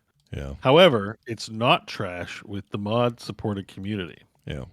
Here's the part where there's a problem with that company. Let's sidestep over to Blizzard. Yeah. A community makes awesome mods, they end up in the game. Yeah. Like that's literally the community. If you make an awesome mod and a large percentage of the player base is using it, that means people really like that thing. They want that to be a part of their experience. Yeah. And it's a really smart thing that they do when they include those things. Yeah. And Bethesda literally has, in the form of Skyrim, I'm just going to talk about Skyrim VR, people who've taken time to make really awesome mods, and if they gave a shit about the product they released, would deploy a few people to make that an even better experience if they actually gave a shit about the games they released. Like the same way No Man's Sky Boy gives a shit about the games he released, right? That released to terrible reviews, and it's been constantly updated. And it's not like it's impossible for a company like Bethesda to do it. Yeah, it's like they totally can develop new properties and deploy a handful to make their legacy products even better, solidifying their reputation, which earns them the sales and goodwill with future releases. Yeah. I think John's right. It's a culmination of this attitude, let's ship what we want, and people will fix it. And unfortunately, this might be unfixable. There might be stuff in here that's unfixable, and they certainly won't fix it. And I think it's catching up with them. Yeah, I do too. I think it's here. The one aspect about it that we haven't really mentioned yet, because I agree with both of you, is that we're talking about companies with, in some cases, 30 years of experience from their startup early days of scrappy couple of guys out of college getting it done to now. And we saw Blizzard go through this. I think we're seeing Ubisoft go through this in the worst way possible. and I think Bethesda is not immune to this. I think there's enough of this sort of too big to fail in the minds of people, and also we've been doing it this way forever. We're not going to change now, and all of the cultural glue that makes that up, right? All of the sticky wicky. Well, shit, we can't change that because Todd Howard's in charge, and he's always done it this way, and we've been doing this for 20 years, and we don't know how else not to. I just think there's a ton of that going on. And you lose your agility. You just aren't agile anymore. You just have. You just. But I mean, that's like the C-suite people. They probably don't have to work that much. They hire underlings. Like it's just decisions. It's just that what work resources to deploy on what. Yeah, and I think that's a mistake. Like, you can look at it.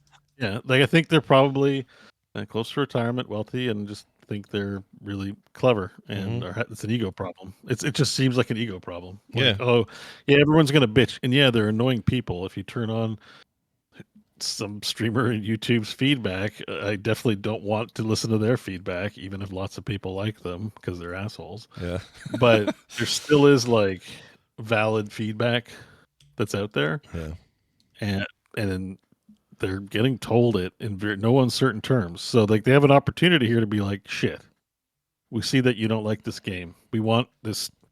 When we stood up in our whatever Bethesda showcase and said we are making a new IP and it's going to be mind blowing.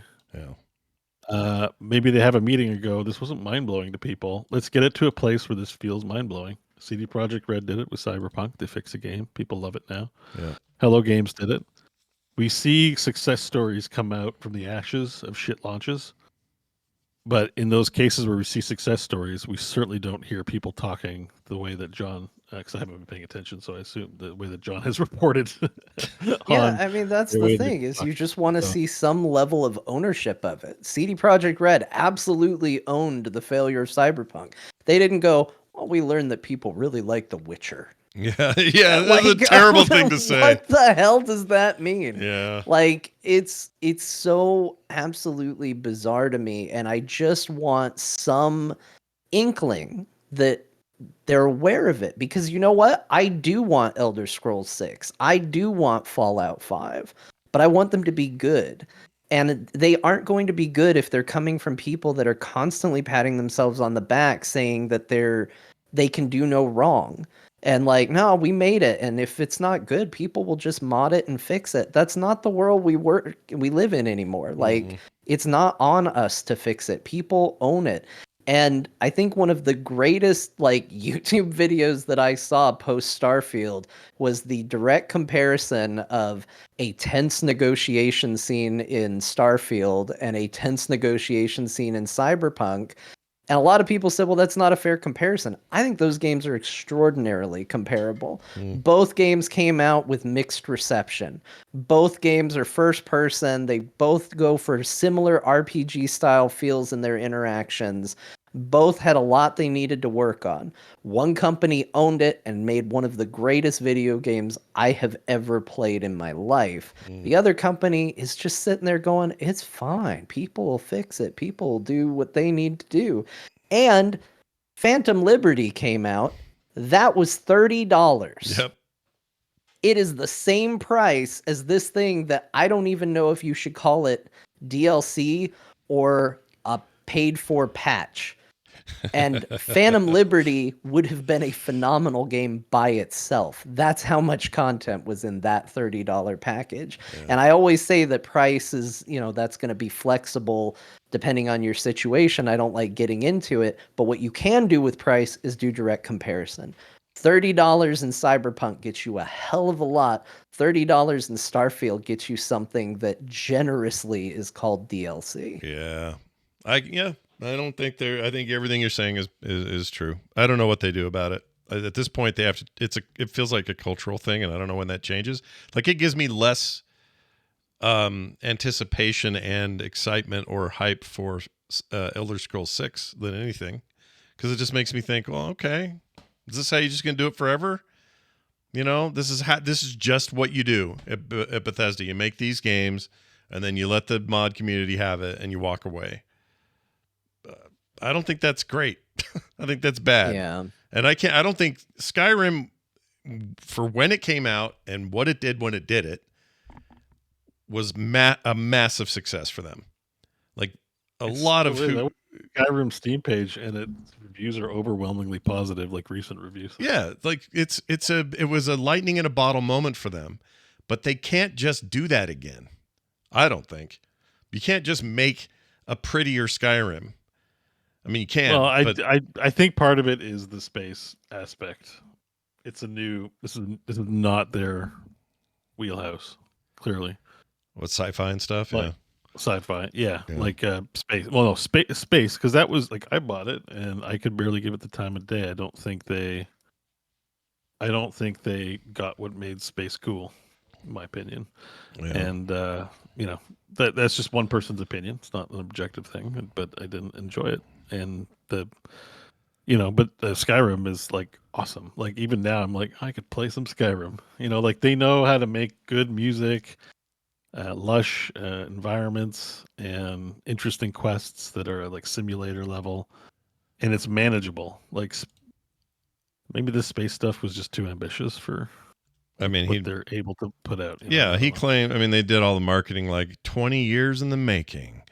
Blah blah blah. Well, yeah, I'm guessing Todd Howard's a big sci-fi fan and was excited to finally see his game that he'd been pitching for 20 years take off and happen. But I think if you're going to commit like that, you got to really commit. And maybe it's the industry's just having a real shit show right now, and this is the worst possible time to be mediocre with that kind of money on the line. And they just don't know how to handle it now. Like CD Projekt Red, though, did. Although they have a lot more at stake. They basically have two properties, and they have to be good. They have to make good on them. I think they might have done better. I mean, loading screens aside, they probably should have gotten rid of those. It's fair feedback, but if it was really good, maybe people wouldn't mind that much. Although, no, for sci-fi. I think it works in medieval for whatever reason, but not for sci-fi.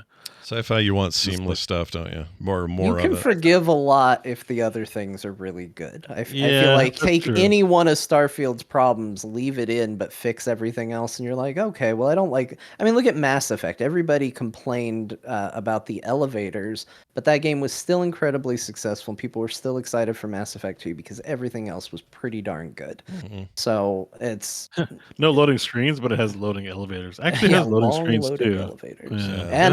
And loading screens. Yeah, it has both. Yeah, but that was even a thing that got acknowledged and worked on, and I know it took a long time for the original game to see any fix in that regard because it wasn't until the remakes or whatever. But 2 was a market improvement over that, and they'd earned the sales that got them to even make a sequel. And I don't know. Mass Effect's big problem was the ending of 3 that didn't hit for a lot of people. Yeah. Didn't seem to really tie a lot of ends up as much as they thought it would. Like it's 3 games and it's just down to some binary choices, and it's like you kind of phoned it in. But we have a horde mode, so thanks for that. Yeah, thanks for the horde mode. Thanks for putting multiplayer and fucking up the ending. Although again, the multiplayer for Mass Effect surprisingly that was pretty good. Yeah, it's just a question of deploying resources. It's just like take that money, don't pay for multiplayer programming and shit and testing, and hire some writers and fix. And I also will always find it incredibly suspicious how quickly they were able to fix that ending. Yeah.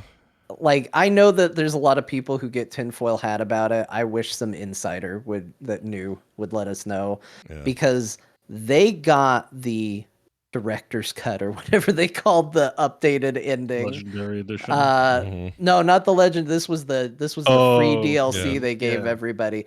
Gotcha. For how much was in that, they got it out surprisingly quick, which suggests a very clear understanding of what my personal problems were. My problems were less about the, do you pick red, blue, or green or whatever. I didn't have as much of a problem with that. I had more like, there's a lot of things happening here that doesn't make sense.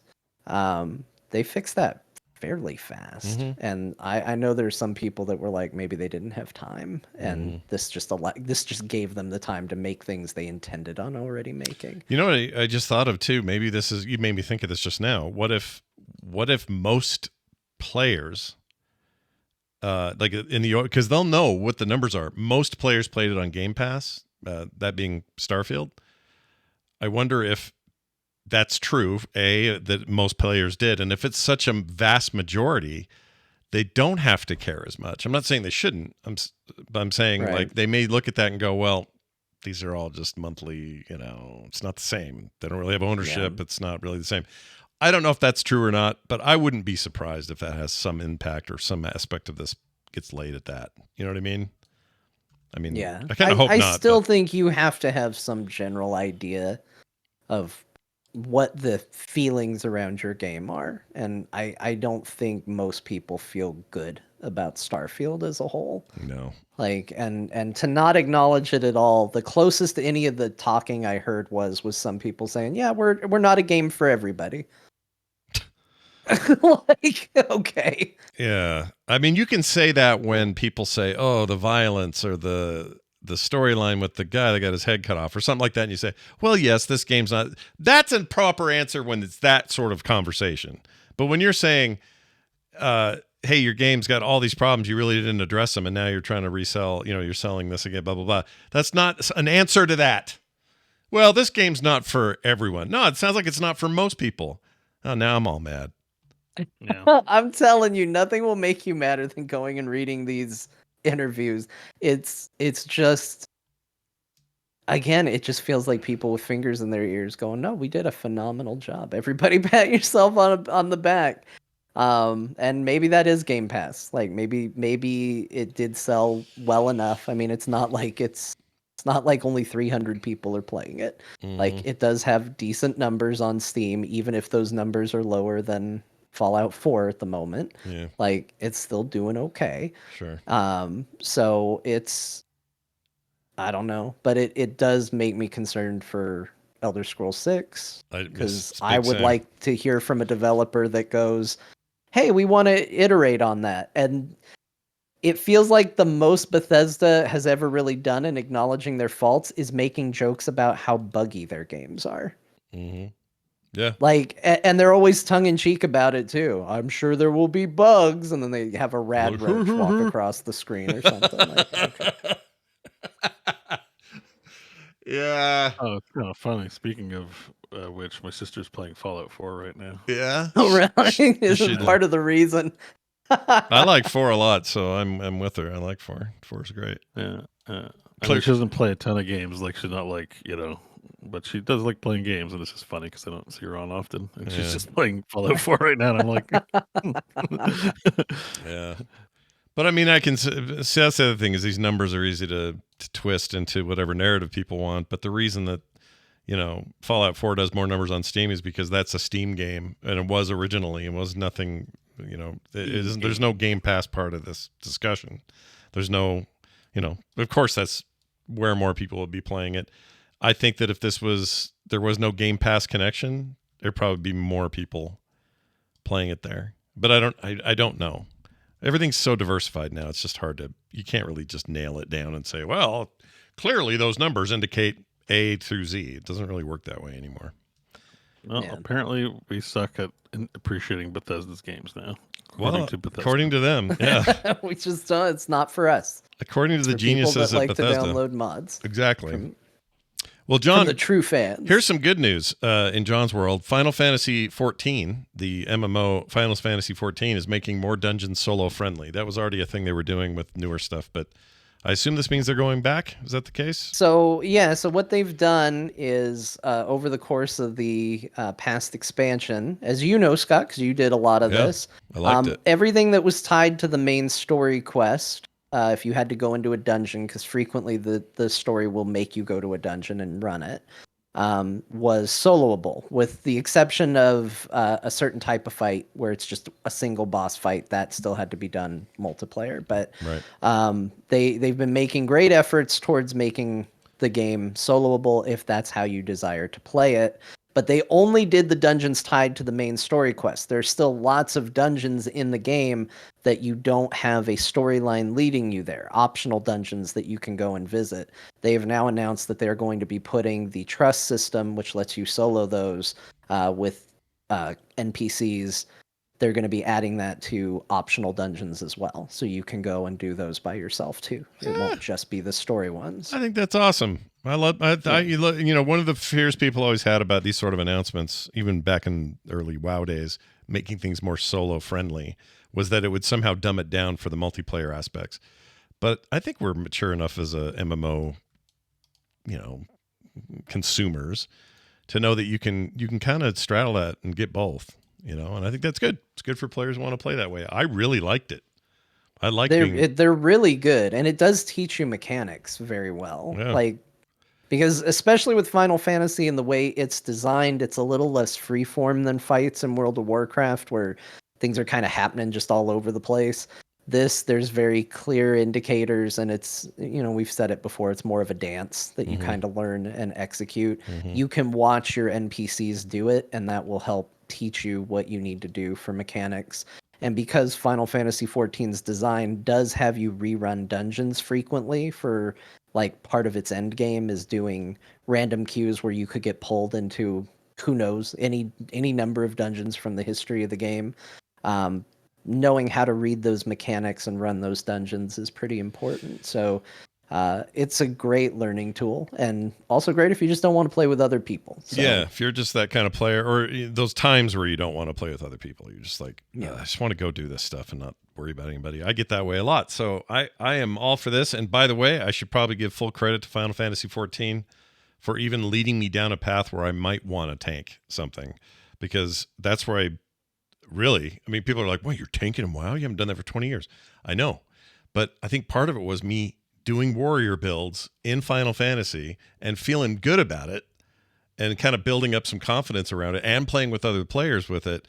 So I got to the point where I was getting pretty good with it. And then when things switched back to WoW for me, it was a much easier transition. I was much less scared because that game really lets you kind of get in there at your own pace. And to WoW's credit, as of this and part of last expansion, they're now doing some of this too, but they're lifting this idea from Final Fantasy. It's a great idea to lift. Yeah, I don't have any problem with them lifting it. It's been real good so far. So anyway, that's awesome. Congratulations to Squiggly G. What's his name? Yoshi P. Yoshi P. Squiggly G. Squiggly G. I want to be called Squiggly G. I can call you that. I have no problem with that. Wait, I'm now Squiggly G. Yeah. Squiggly Gorath. Squiggly G on the microphone. That's right. Throwing it down. Mad sick raps. All right. Moving on to this. More Jason Schreier stuff coming out about this Play Nice book that will hit in October 8th, I think. Next week. Yeah. October 8th. My pre-order's on the way. Let me check. I'm very excited to read it. I got the paper book inbound. So apparently, at least as far as he knows, as the time he was doing his interviews, another StarCraft shooter is in the works, a third attempt. Yeah, not that canceled one recently, right? And not Ghost, and a third. They were like, "Wait a minute, we canceled that. We should not cancel that." And it's the director of like some Far Cries that's leading the team right now. Oh, I didn't know that part. That's cool. Yeah. So they're working on some stuff for StarCraft shooter, and also Phil Spencer was out announcing StarCraft Remastered and 2 for the Xbox Game Pass platform. Mm-hmm. So I don't know if that's going to be on the actual Xbox, though. That'd be crazy with a controller. I think you could do it. Not possible. No. Oh, I think you could. I played. I guess. Hang on. You could. Yeah, you could. But no. Well, look, as our resident immovable keyboard mouse. I'm a real Yakuza. I play some games with the controller, particularly Yakuza. Especially Yakuza, yeah. But no, like I just played. I didn't put it on my list. I should have, because I played a bunch more of it than I thought I would. But I played a bunch of Age of Mythology. That's it. The new Age of Mythology remake. I'm shocked how well that plays with a controller. Like you can straight up just do it. You can play. I'm not saying it's not possible, but like the APM requirements. Well, if you're playing competitively, yeah. But if you're playing the campaign or something, who cares? Yeah, I suppose I guess the campaign you can do pretty casually. Like, if you're going to play, you're going to play hardcore. Yeah, you're going to... No, because I usually play co-op commanders, and I do play I have played like against bots in the competitive because I was thinking I might get into competitive play, but I didn't. You know, there's lots of games to cover and stuff, but I was drilling builds. What would yeah. get you over the edge there to get you to do that?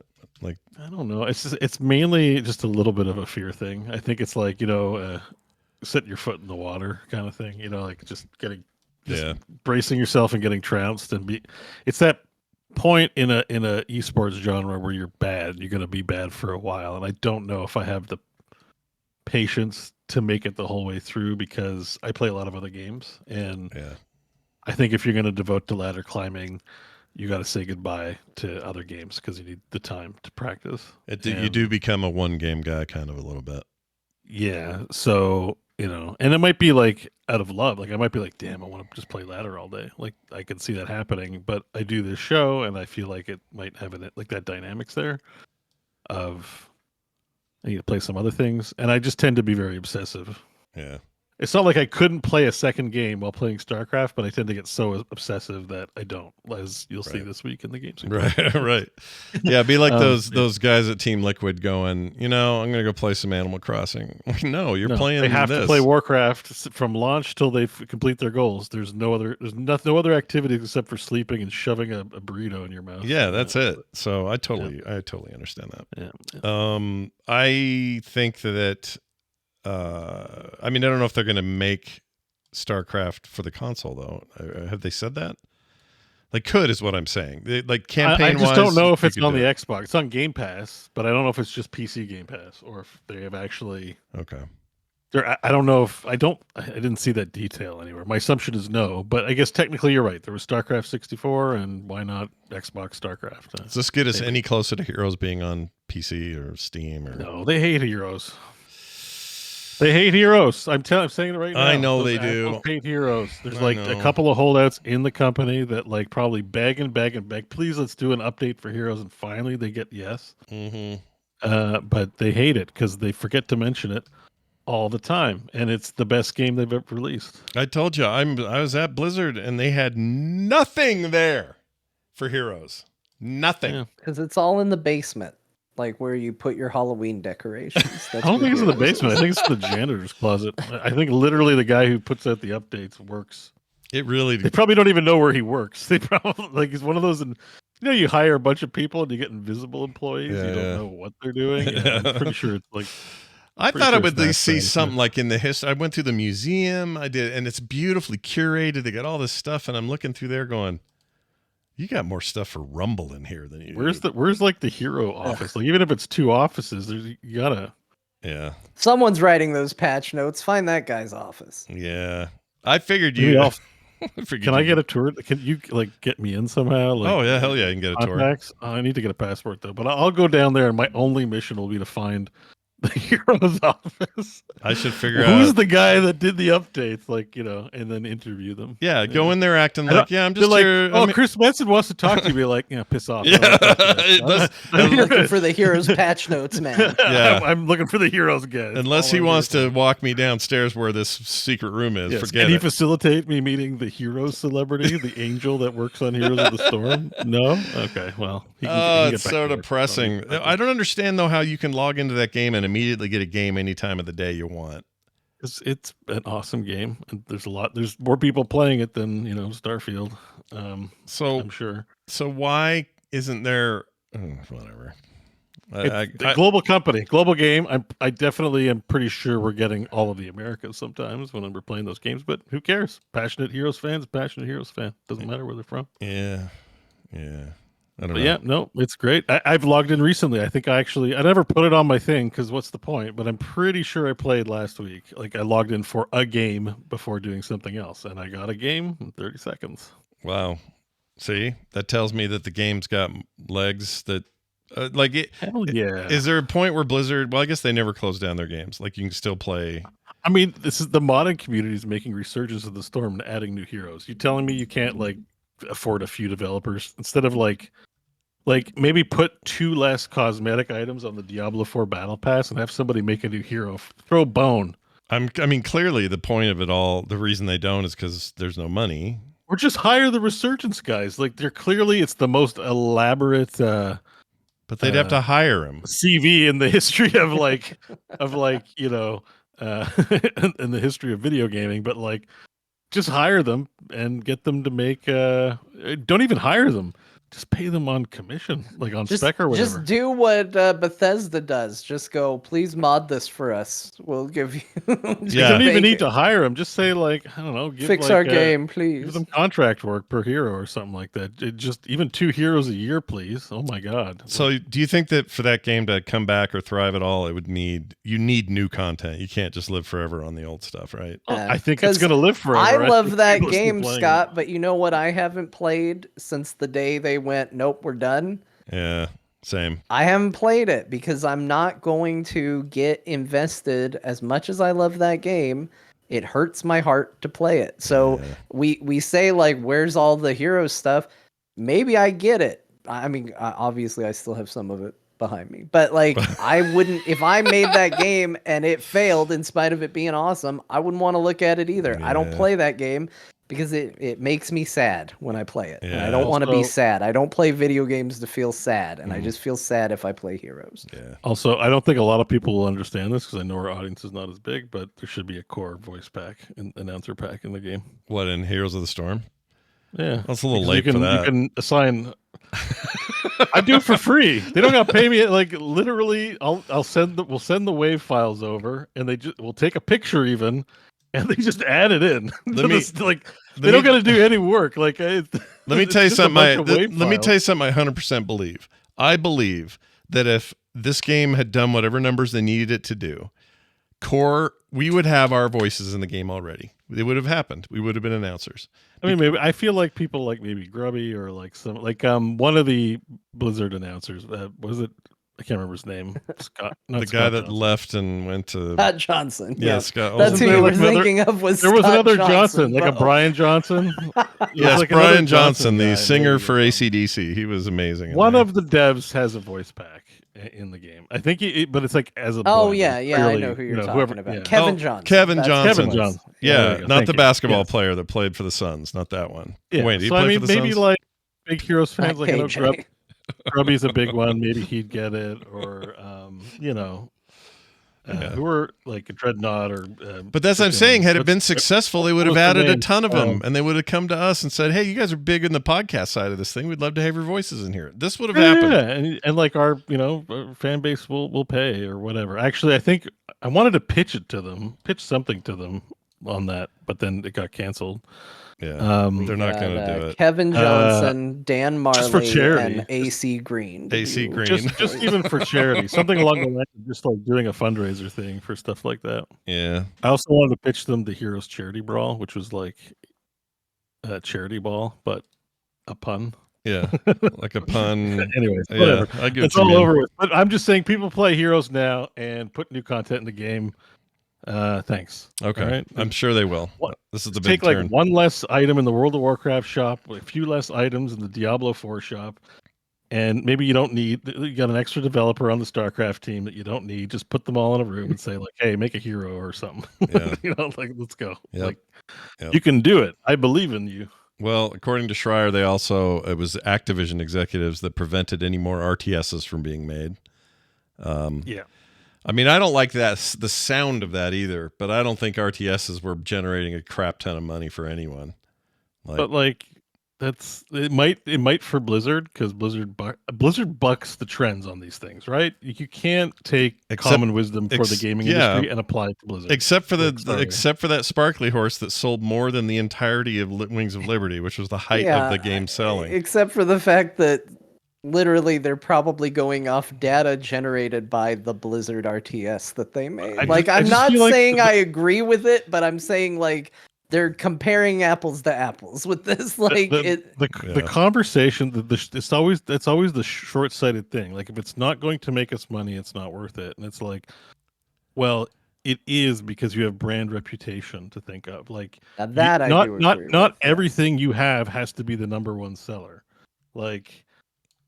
Sometimes it's just important to maintain your tier 2 and tier 3 properties, because that's what makes you a leader in the market, and that's what people admire. It's like BlizzCon. Some people are like, we should pull BlizzCon. What the hell is that for? It's just a money-losing operation. It's like, That's what sets us apart.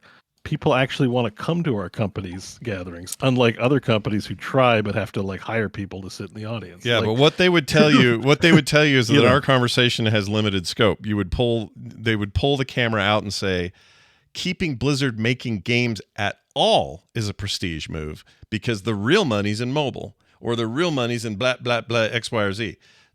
They would make that argument that they are already doing the prestige thing by keeping WoW alive, by keeping Diablo alive. That's a good point. Do you know what I but mean? it's like it depends like what you're trying to like. I guess it depends if it matters to you what you're putting out. Like you start a company and you're like, I want to put out the products I don't find on the market. Like that's kind of how a lot of these things Sure. start, Yeah. probably.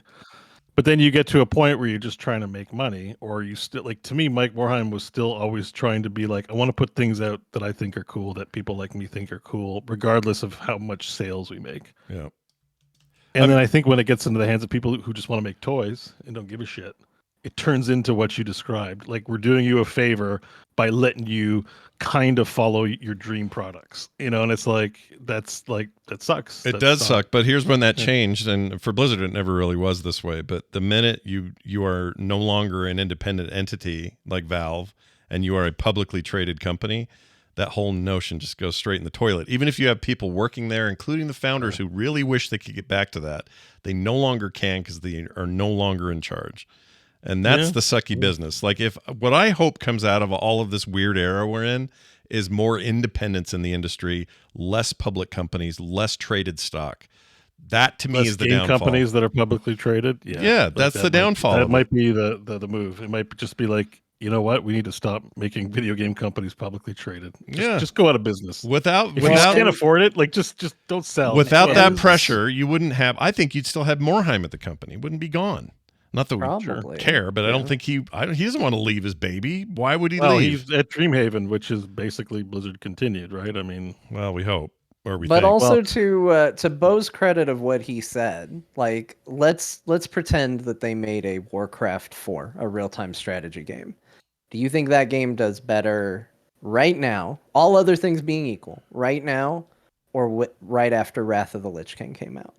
Probably does better in its heyday because more people are playing. Right. If they put out, let's say the Starcraft shooter they make comes out and is a phenomenal first-person shooter, and it gets not just Starcraft fans to play, but people who just like first-person shooters are like, well, I'm going to play that.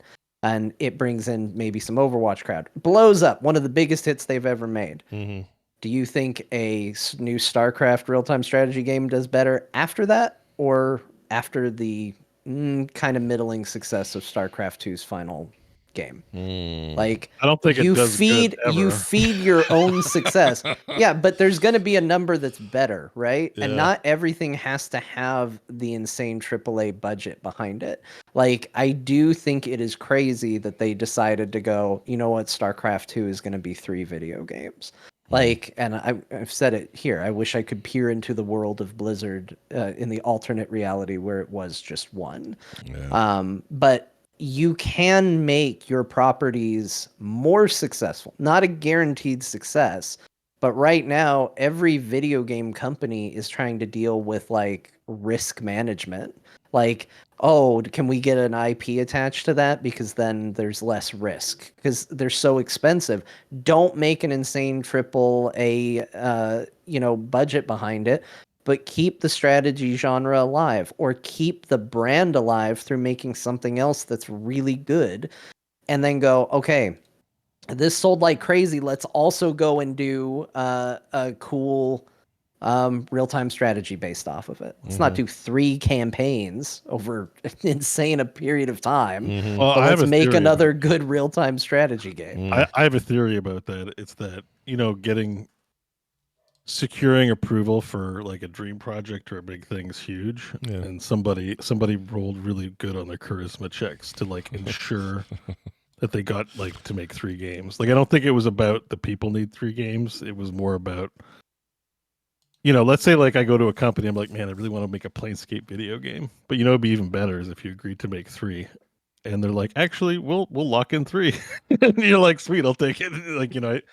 Like, I feel like it's more that than actually does this make sense. I think everyone's just like, you know what I mean? If I had to Yeah. guess, so we're talking 2010 that thing released, and they made this decision, I think, in 09 to do the split. Yeah.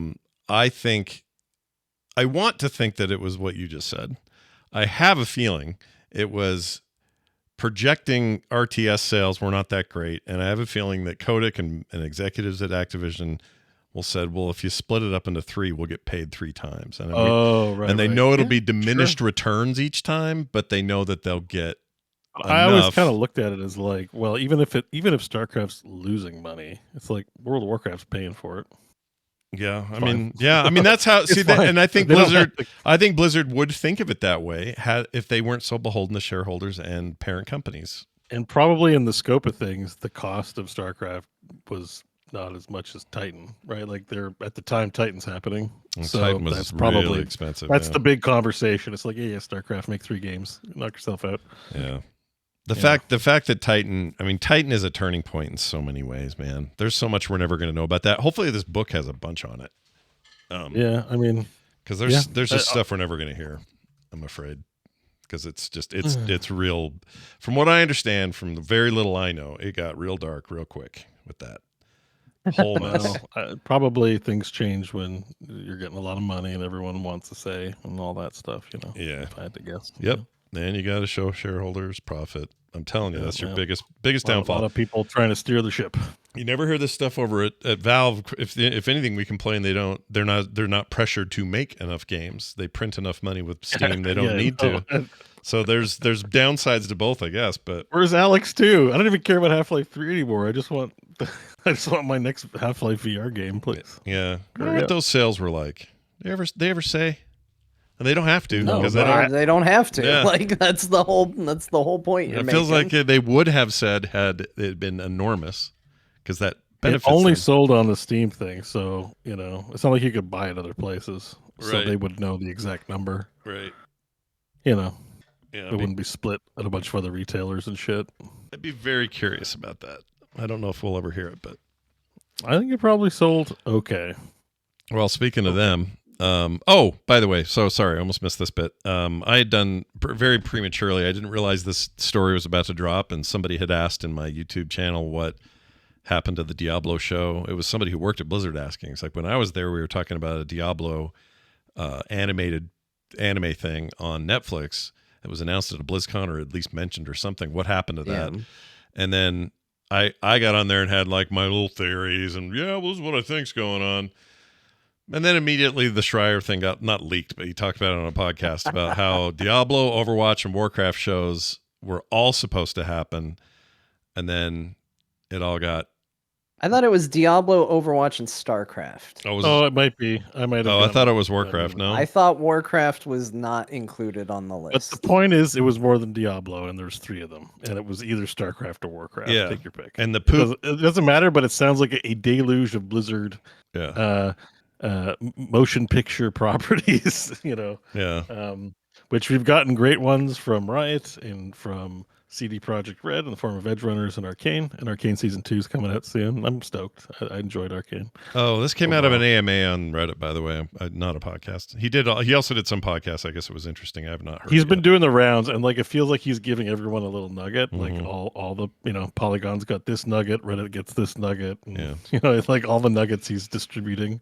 Yeah. If you have a nugget for core, Jason Schreier, then you're welcome to come share your nuggets. This is interesting. The end of this thing, it says, quote, Blizzard does have the resources and ability to attract talent that could give us another genre-defining RTS if, it tried. Ooh. I don't know who that quote's from, but... we'll find out when we read the book. This is all just, teases, right? Yeah. But, but you didn't say the reason, I don't think yet, why we're not getting those shows. It's because Netflix poached their chief financial officer. Yeah. So Blizzard sued them. Yeah. Grinding everything to a halt. Like, who cares about your financial office? Just hire another that guy. Sucked, Netflix. I don't know. Like, what the hell?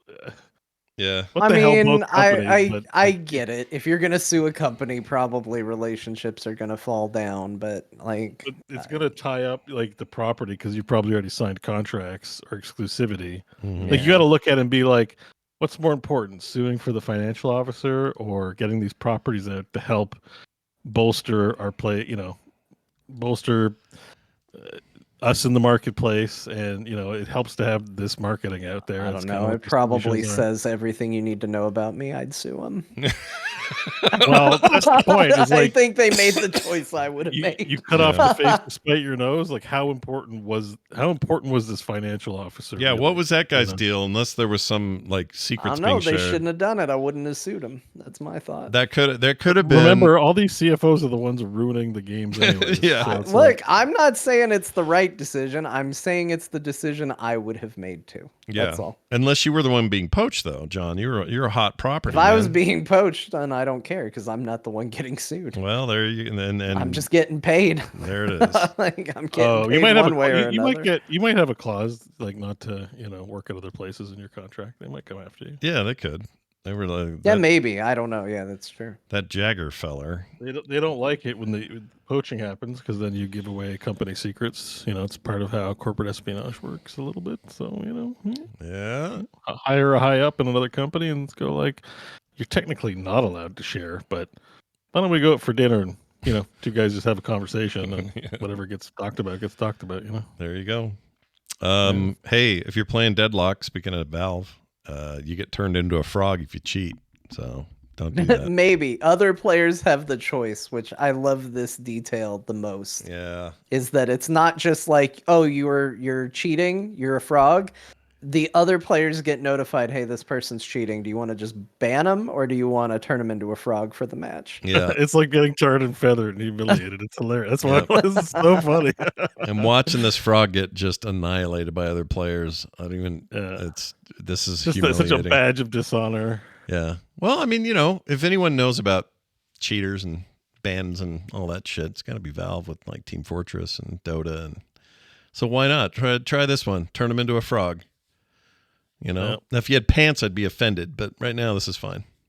Yeah, it's not frog Yeah. pants. It's just You a don't have to frog. lawyer up yet. No, I'm fine. It's all good. They didn't poach He's like, my financial you guy. think Blizzard was mad about the chief financial officer? Well, fuck you, bro. Wait till you put pants on the frog. Yeah. Wait till you see this one. Finally, the full trailer for Amazon's Like a Dragon: Yakuza. Used to be the other way around in the game. Anyway, that's out. There's a whole trailer. Bo, you got pretty giddy about this. I think it looks good. I understand people's concern. They didn't see karaoke in it. They're going, "Oh, there's no karaoke." Like, no. And they Although, showed I Emulation. I will say there is one other area that I'm like, it's not a deal breaker. I'm positive on the trailer, but there is someone sloppily trying to tear their shirt off in the trailer. I don't want that. I want one motion and that the jacket and the shirt come off in a single motion. I don't care that it doesn't make sense. Do it. That's how it works. Okay. If it's not Yakuza, if they have to struggle to take their shirt off, they grab the shirt, it's off. It's gone. And then it's back on later. So it didn't tear. It's back on later, and it's fine. That's interesting. Yeah, you're right. The thing with I guarantee there'll be a karaoke scene or more. There will be. Of course there will be. There has to be. Yeah. There has I mean, it just depends if whoever did it has this unique vision for the thing. That's what everyone's worried about. But if they're doing the other stuff, like you mentioned, they're gonna go. Of course they. You know how it is with the Warcraft movie and the franchise, and maybe they don't. Like who knows? I don't know. Boy, the Warcraft movie. I think people are just like I think I'm reserving judgment. It looks cool, and we'll find out when we see it. Whether it lives up or not. What's But our I release really release date on this? Do we have a date? soon 24th of November, October. I want to say. Oh, 24th of October. man, Nice. that is I'm soon. getting it before you're getting your Dragon Age. Absolute horse shit. I should be playing Dragon Age before the show comes out. That's just At least garbage. you'll have something to tide you over while you wait for it. That's how I look at it. Good way of looking at it. All right. Well, here's another way of looking at it. We're going to take a break. When we come back from this break, we got a Dear Martha in the form of a phone call. I can't believe someone called one in. So John can't even look forward to see it. He has to hear it in real time like the rest of us. Yeah, anybody that thought I was reading ahead, I can't. It literally just says it's a phone call. There you go. We also have some shared or what we played this week. We're going to talk about that and some other stuff. So stick around. Oh, a mashup today. Don't leave early. Oh yeah. Yeah, Jamie's back. Yeah. Jamie's back, baby. Anyway, that'll be all. Whoops, sorry, I don't want that screen. Here we go. That'll be coming up in a second. We'll be right back. Stay tuned. It's not his thing. No. I don't know He's why. a man of bad taste, honestly. Man, the smack you talk about him is one of my favorite things in the world. All right. Well, It is what it is. We're back, everybody. Welcome back to the program. Hey, guess what? We're going to do some fun stuff here. I forgot what order we're doing it in. Hold on. Dear Martha. Dear Martha, that's right. I have a phone call to kick this one off. It's from a listener. I'll let it speak for itself. And John, you form in your mind an improvisational response to this guy's request. Here you go. Hey, this is Kevin calling for Core Show. Got a Dear Martha request. How about video games like The Witcher or Skyrim, where they let you pick up everything in the world and your inventory is super full and you don't actually end up using 99% of the things in the game? Would love to hear Martha's husband's take on picking up a lot of things on the battlefield that are virtually useless, but also wear you down. Thanks, guys. Love the show. Bye. All right. That seems reasonable. and Crofton was complaining about that on Sunday. He's like, "Oh, I like Baldur's Gate, but I got to pick up so many things." And it's like, "Oh, I got to be in my inventory and like do things in there. I hate it so much. Yeah, how dare. Put less things in the world." Yeah. I'm like, you don't have to pick them up. Yeah. You can just pick up what you want to pick up. It's the easy solution, guys. I feel for him, though, because I have the kind of OCD that makes me want to pick up everything I see. I hate not being able to do it. I always do the inventory cheat in Skyrim. I can't help it. So I feel for him a little bit. All right. Well, let's see what John makes of it and writes home about. Let's find your music and hit it. Here we go. My dearest Martha, I know typically I write these letters to tell you that I'm going to be remaining on the battlefront for a period of time, perhaps indefinitely. But not this week. In fact, I will be home quite soon. I'm facing a court-martial for theft of property.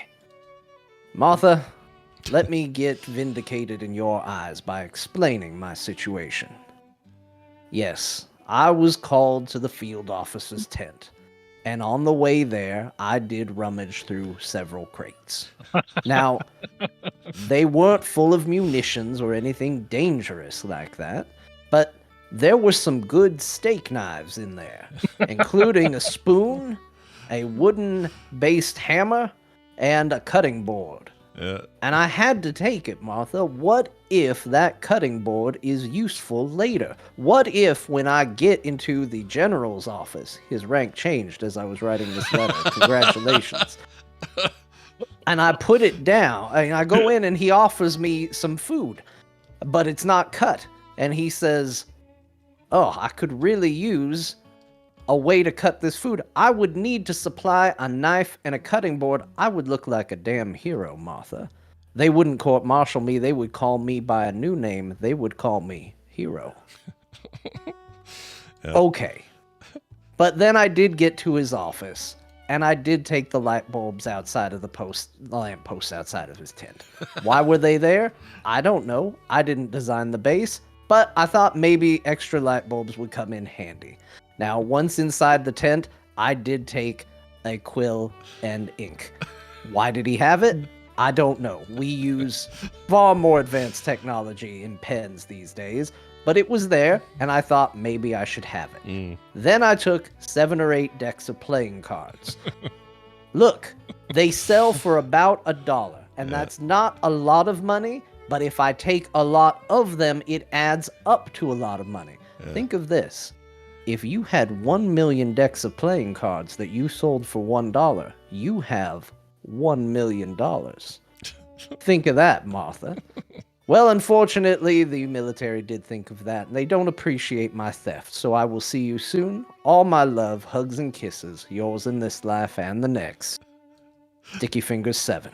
Sticky Fingers. Oh, Did shit. you fail your charisma check when the guards came to you? Thief! Thief. I'm not the thief.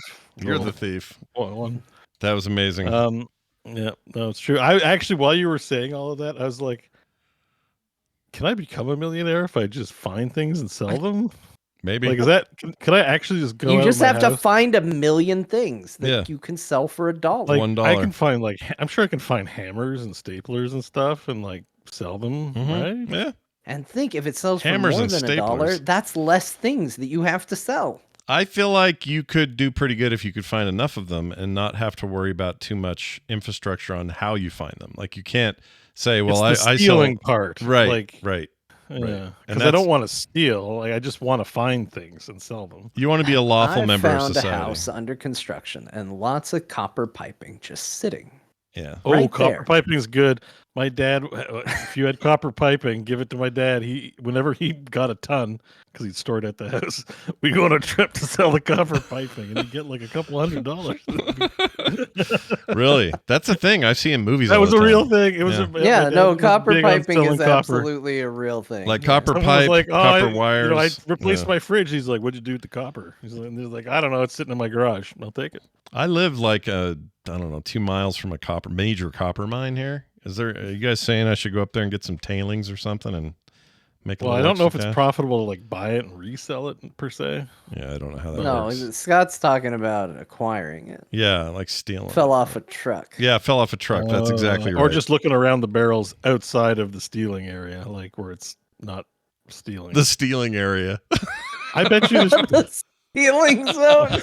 well, you know, You inside can their take fences and anything stuff. from the stealing zone. Well, you know, I bet you there's a homeless guy that has part of his route is to go check out the copper mine and see if anything's lying on the ground. To Yeah. sell. Somebody somewhere is in charge of something up there, and I don't know who is doing what. They I say just wonder if Yeah. it's almost like you'd make a YouTube video. Like I'm thinking about it as like content. Like I spent 200 days collecting non-theft items and sold it for $1 million. You know, like that kind of thing. I wonder. Yeah. No, I mean, look. Like being a millionaire is just waiting for you outside that door. Just go and pick things up like you do in video games. Just grab everything. We're not going to find out until I go find the stealing zone and see what my options are. So. The stealing Well, zone. I can't advocate for theft, so I'm only advocating for It's not just theft if items. it's in the stealing zone. Yeah, it's in Look, the one of the zone things of you stealing. I know you can do because I've done it with Mike is you can, you know, if people throw things out, you can drive around and pilfer their garbage like for things. This chair behind me was trash. Yeah, but how do you know? Well, I guess you know because it's just on the curb. How do you know for sure though? Yeah, you get up on garbage day, bright and early. Yeah. and go do your rounds and just be like, you know what? They're throwing out that as a baby's crib. Have you Looks done that? great. You've done this? Yeah, this chair is out from someone's garbage. No way. When I first moved in, Mike's like, "Hey, you want to go drive around and look at trash?" See if there's Oh anything yeah, you can that's a drop?" very common thing. That was part of why we got so mad at our neighbor, who, when we were moving and we put stuff out for bulk trash, threw it at my mother-in-law. That's right. I forgot about and this. smashed it Yeah. because like somebody took it long before bulk trash took it. And they would have taken the desk. It would have been out there less time had he not smashed it. They didn't take the smashed desk. I guarantee you they would have taken the desk if he had left it alone. Had to go throw it at my mother-in-law. And so nobody took the desk. Oh man. Like putting stuff outside is a great way to get rid of stuff because either bulk trash eventually gets it or someone takes it way sooner than you think. Yeah. You can write free on it too. It'll go even faster because there's no. Yeah. British listeners call it not just listeners, British people call it tipping, right? Like you tip a couch or tip a mattress and it means you're sticking it out on the curb for somebody to come get or something. I've heard that somewhere. Yeah, it could be. It sounds like their weird usage of words. Like over here we have tipping, which means you got to pay somebody something, but over there I think tipping means like Yeah, Yeah, I think over I here, like their version better. Yeah. I think they might have a better version. over here, of tipping. fanny pack's a bag you wear on your belly. Yeah. Over there, it's a sex toy. Yeah, that's right. Oh man, fannies. Don't even get started on telling them what a fanny is. Anyway, well, there's that. Thank you, John. That went great. Now let's move on to the games we played this week, and we do that with a little stinger sound, and I lost it. That'll work. work. Hey, Scott and Bo did a little shared play this week. We played World of Warcraft, and not only did we play it, we played together some. So you and I did an 8 for 8 normal raid wipe of the entire new raid in the game, and that felt great. We sure did. We were a core guild first. In the core guild, there's a number of raid teams. We were the first to do it in one night, as far as I know, or to do it completely. I think that's since changed. Somebody else has done it by now. But anyway, that felt really good. So race to core first. We won on that. Look at thing. that. That's you know what? There you go. They're not only holding up the show, but they're holding up the raid teams as well. Look at the support they're lending you're not wrong. The crew.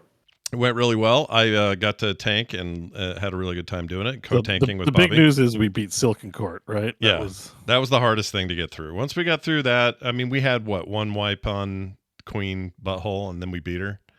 I think maybe it was one wipe. It was definitely not as hard as the other one. She's not as hard.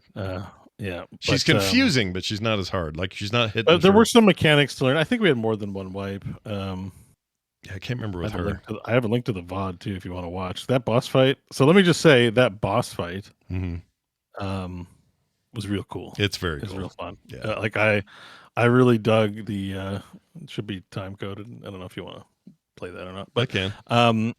The boss fight, like the mechanics in it. Like I haven't raided since Legion, and really Legion I raided a bit, but only in the first beginnings.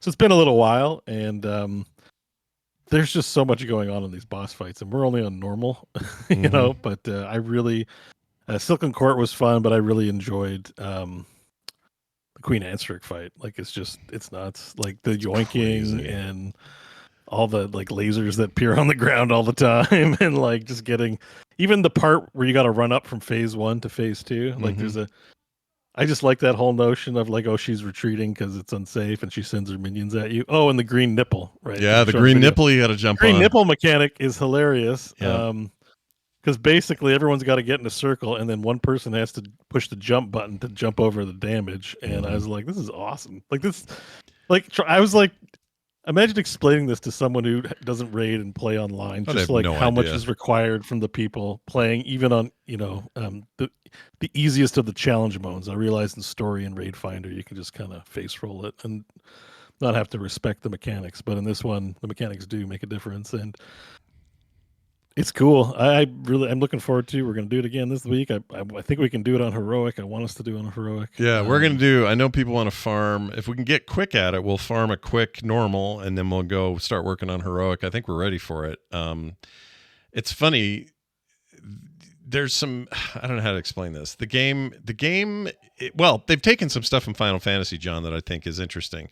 In Final Fantasy rating, there's a lot of negative space that becomes like the goo you got to stay out of, and by that I mean like there'll be like a big ring, right?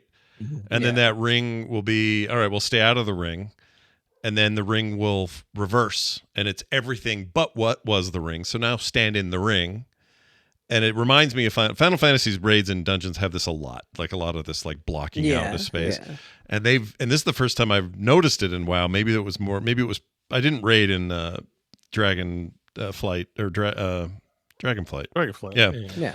I always think of it as the flight part and not the name. But anyway, I didn't raid in there, so maybe they were doing it there. But it did feel like some of this stuff has been, like you get ideas from other games and you put them in your game.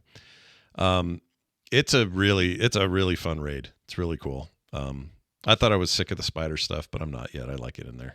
It's a good time. I love, I know I'm the arachnophobe on the show, but I love the spider zone the best, and I love all the spider monsters. I'm lamenting that it will be over because, you do end up killing Queen Ansric. I'm not sure what else we're going to do with spiders after, but yeah, I really dig the whole spider thing, and I want there to be more of the Nerubians. It's pretty cool. The Nerubian stuff is pretty neat in this expansion in general, but I really like the fight. It just feels it's a meaty, fun, mechanically fun thing that's doable too. Like we're just talking normal here, so nobody's talking mythic or even heroic yet, but we're gonna get going on that. And normal's training for heroic. I think they just more damage and they add up maybe a mechanic or two here or there, but there's already a lot going on. Like I'm just watching backer thing, and I'm like, there's lasers on the ground. Everyone gets hit with a spider web and yoinked. I love that part. The yoink is fun. You know, there was one, I think in that one pull that we successfully did it, one of the Death Knights got yeeted into the hole. Yeah.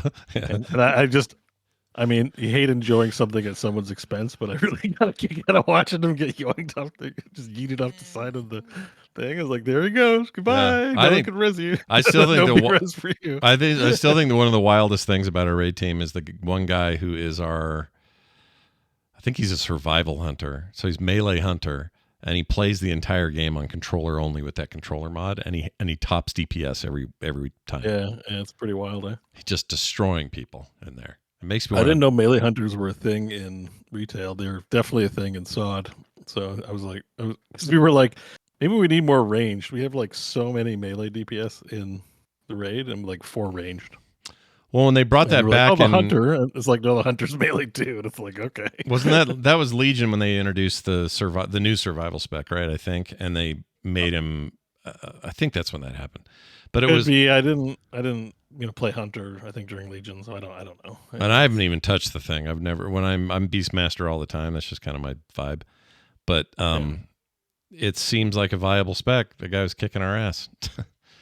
So absolutely. Nice with a controller, for hell's sakes. All right, let's move on to. So that's what we did. Oh, a couple other quick things. I've been doing a lot of farming and alting, so I've got other characters in the wings that I am working on. I'm having a ball with that. Also, I was on a meeting the other day where I just collected through the whole meeting. I just went and got mining and herbs done. I understand that. I unlearned engineering because I'm like, what's the point of this thing? Like, I've had engineering since Wrath, and it's just like, what do I get out of it? I got really frustrated because it's hard to find bracers in the game, and you can engineer bracers. Yeah. And then I spent a whole bunch of time spending money trying to get bracer materials, et cetera, and then immediately I got a reputation gain, and the Arathi vendor gave me better bracers, and I was like, F engineering, so stupid. So I unlearned it and just went with herbalism. Yeah. And so now I can super gather, and man, you can gather while mounted now. Yep. And with the buffs, with the reputational buffs from the Weaver. Yep. It's great. The time to mine is like literally a fifth of a second. Yeah. So you can kind of mine up a bunch of material. I made 100,000 gold this weekend. Oh yeah, you make so just much selling, money. Gathering and selling, and I was like, "This is awesome." And you don't even have to wait 24 hours half the time. I'm getting replies. I mean, I know this changes the longer the expansion goes, so it'll be a little less great later on. But right now, I'm like, bam, bam, bam, bam. Yeah, it's great. I love opening my mailbox, open all, load me up. I think I went from, I don't know, on the I guess it's my paladin I do it with mostly, but went from like 50K up to, I don't know, 200K in like no time. It's awesome. Yeah, and then if you really want something crafted, the ordering system is actually pretty good. I even just experimented with it and had someone make a bunch of alloy for me for the blacksmithing. Yeah. Within about 24 hours, I had all my orders fulfilled, and I just sold them. Yeah. Not that I'm going to do that a lot, but I was just testing it out to see how it worked, and I thought I might want to make something, but I decided against it. Yeah. Because the crafting system's still a little obtuse. To get really high-end gear, I need to spend way more of those 4th tier crests than I can even earn. Yeah. Like 90 to get a high-level crafted item, so I kind of bailed on the experiment. Yeah. And I realized it wasn't going to be possible. I think that the crafting works. Like, you can just order. If you want something, you can get someone to make it for you. And rather than have to do it live, like, I need a blacksmith, you just put the order in. Yeah. And supply the materials even, Yeah, it's a nice little system. I like that they do it. I also have zero desire to go much deeper than that, but it's paying my bills, man. So I'm happy to do it. Yeah, cool. Let's see. Oh, Bo, you're working on Mythic Plus a little bit. Is that true? Look at you. I made a few. So there's 4 tiers of crests for weapon upgrades. Yeah. And I'm done with 1 and 2. And 3, the sources are you can get 2 per delve run, which is very long. You need 15 to do an upgrade. Yeah. Or you can get 10, I think, or 12 or 10 on a successfully timed Mythic plus 4, or 5 if you fail the timer, you still get some. Oh my! So I was like, well, the best earn rate is probably Mythics, and I want to, bump up my gear. I'm enjoying this game. Let's go. So I got into some guild groups of Mythics, but it turns the dungeons into raid level dungeons, and we did run into various problems with getting one shot, like having to learn the mechanics. Yeah. So I didn't really get much, but I think as more and more people in the guild play Guild Group Mythic Plus, like I recommend them. They're pretty fun, but you do have to progress efficiently and like learn the fights. So you'll have to be patient. You're not going to get to +4s. So I think I only did one +4. Most of them were bouncing the keystones between 2 and 3 stuff. But yeah, I've been playing Mythics, and I enjoy it. It makes dungeons actually fun because they're challenges. Oh yeah, they get wicked hard the higher up you go. Yeah. It's like heroics are almost like like they should get rid of heroic tier because it's like the same as normal with how face rolly it is. Like it's kind of it's comically easy. Yeah, so, they've been saying that for years, so I don't think they're ever going to change it. But I don't disagree. No, maybe if it ain't broke, like it's not a big deal. It's just I remember Wrath and when heroics were a big deal, and you need to farm them for rep and items and stuff, and now they're just nothing. Yeah. Well, and they changed. I want to say it was what did Mythics come in? Pandaria, maybe. It was about then, and since then, heroics just taken like a weird little backseat to things. What were you gonna say, John? Was that right? I don't think it was Pandaria. I think it was Legion, after. maybe. Was it Legion? I remember it in Legion. I think it was a thing in Legion. It was definitely a thing in Legion. Yes. When I don't know if that was when it started. Introduce. Hold on, Mythic Dungeons. I think this will tell us. Here we go. According to the Wowpedia, Warlords of Draenor was the introduction. So just after Pandaria. That makes sense. Yeah. Pandaria. I hate Mythic, so this is why I knew it wasn't Pandaria, because I have fond feelings for Pandaria. Yeah. And I knew that Mythics would not have been a feature in an expansion I liked. You're not going to talk flowery about that aspect of the game, eh? Not a fan? I think Mythics are... it's fine for people to enjoy them. I think Mythics are not good. I don't like them. They're a fun little challenge, for... I don't know. I say this. I barely touched them, so I don't have a good opinion. But I have fond memories from running the couple of Mythics that I did. But I don't like the way the system works. I don't like what it did to the game. I just don't think I think it's a net negative, but I have had fun in them before. Nice. All right. Other things I played. I played a game, another MMO, briefly, but played it. It's been kind of all the rage on streams and stuff lately, so I was like, I better check this out so we can talk about it on the show. It is a game called Throne and Liberty, published by Amazon Games, developed by NCSoft, and is an Unreal 5 based MMO that just barely came out. Let me move over so people can see the character creator. This game is beautiful. The graphic, well, it's Unreal 5, you'd expect it to be, right? But it's pretty gorgeous across the board. The environments, the characters, the animation, it looks really, really nice. Combat also very good, chunky and fun, and feels meaningful, and it's interesting. I don't know if you guys remember Lineage or Lineage 2, but I do. It plays a lot like Lineage 2 did in terms of like lots of big, massive player content, big, huge raids and ridiculous castle sieges and things like that. Yeah. There's a lot of that, but there's also a lot of smaller content for multiplayer and solo. And the story is horrendous. It was a lot of praise, and then suddenly you dropped real hard on it. So far, though, I mean, I'm not that far, but it is so just hey, here's a handful of tropes in the fantasy genre. We'll just throw these at the wall, and that'll be your story. That's the impression I'm getting. I don't know. I think this was a Korean developer. Not 100% sure on that, so don't so too. Quote me. It's NCSoft, so that wouldn't surprise me at all. Yeah. So they know how to make beautiful games that often the story is the part where I just go, whoa, get a writer. Like, this is just bad. I don't just mean like translation issues. It's not that at all. If the voice acting's good. That's the other thing, is the voice acting is fine. It's quality.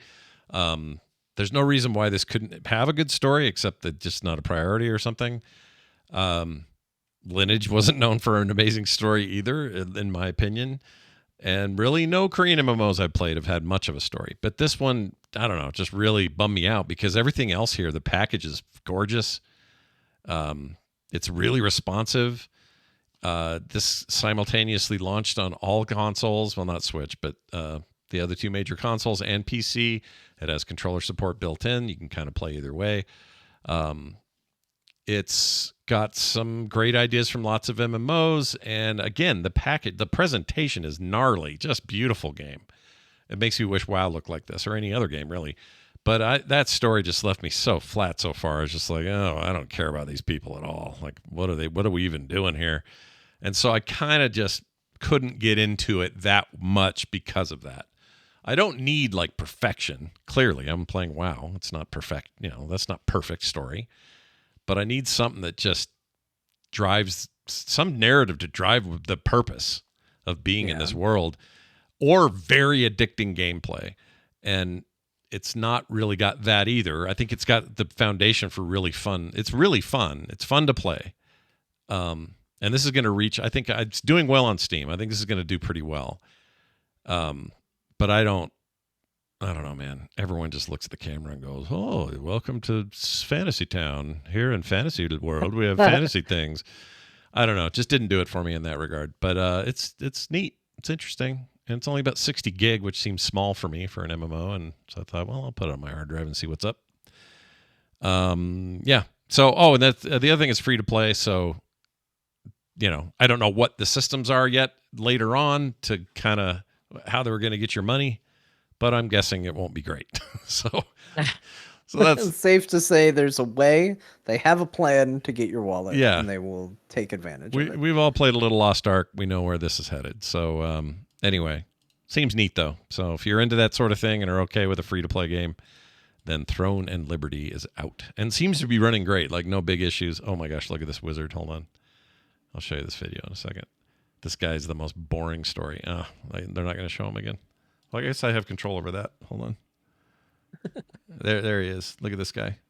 Okay. Coming up. Here he comes.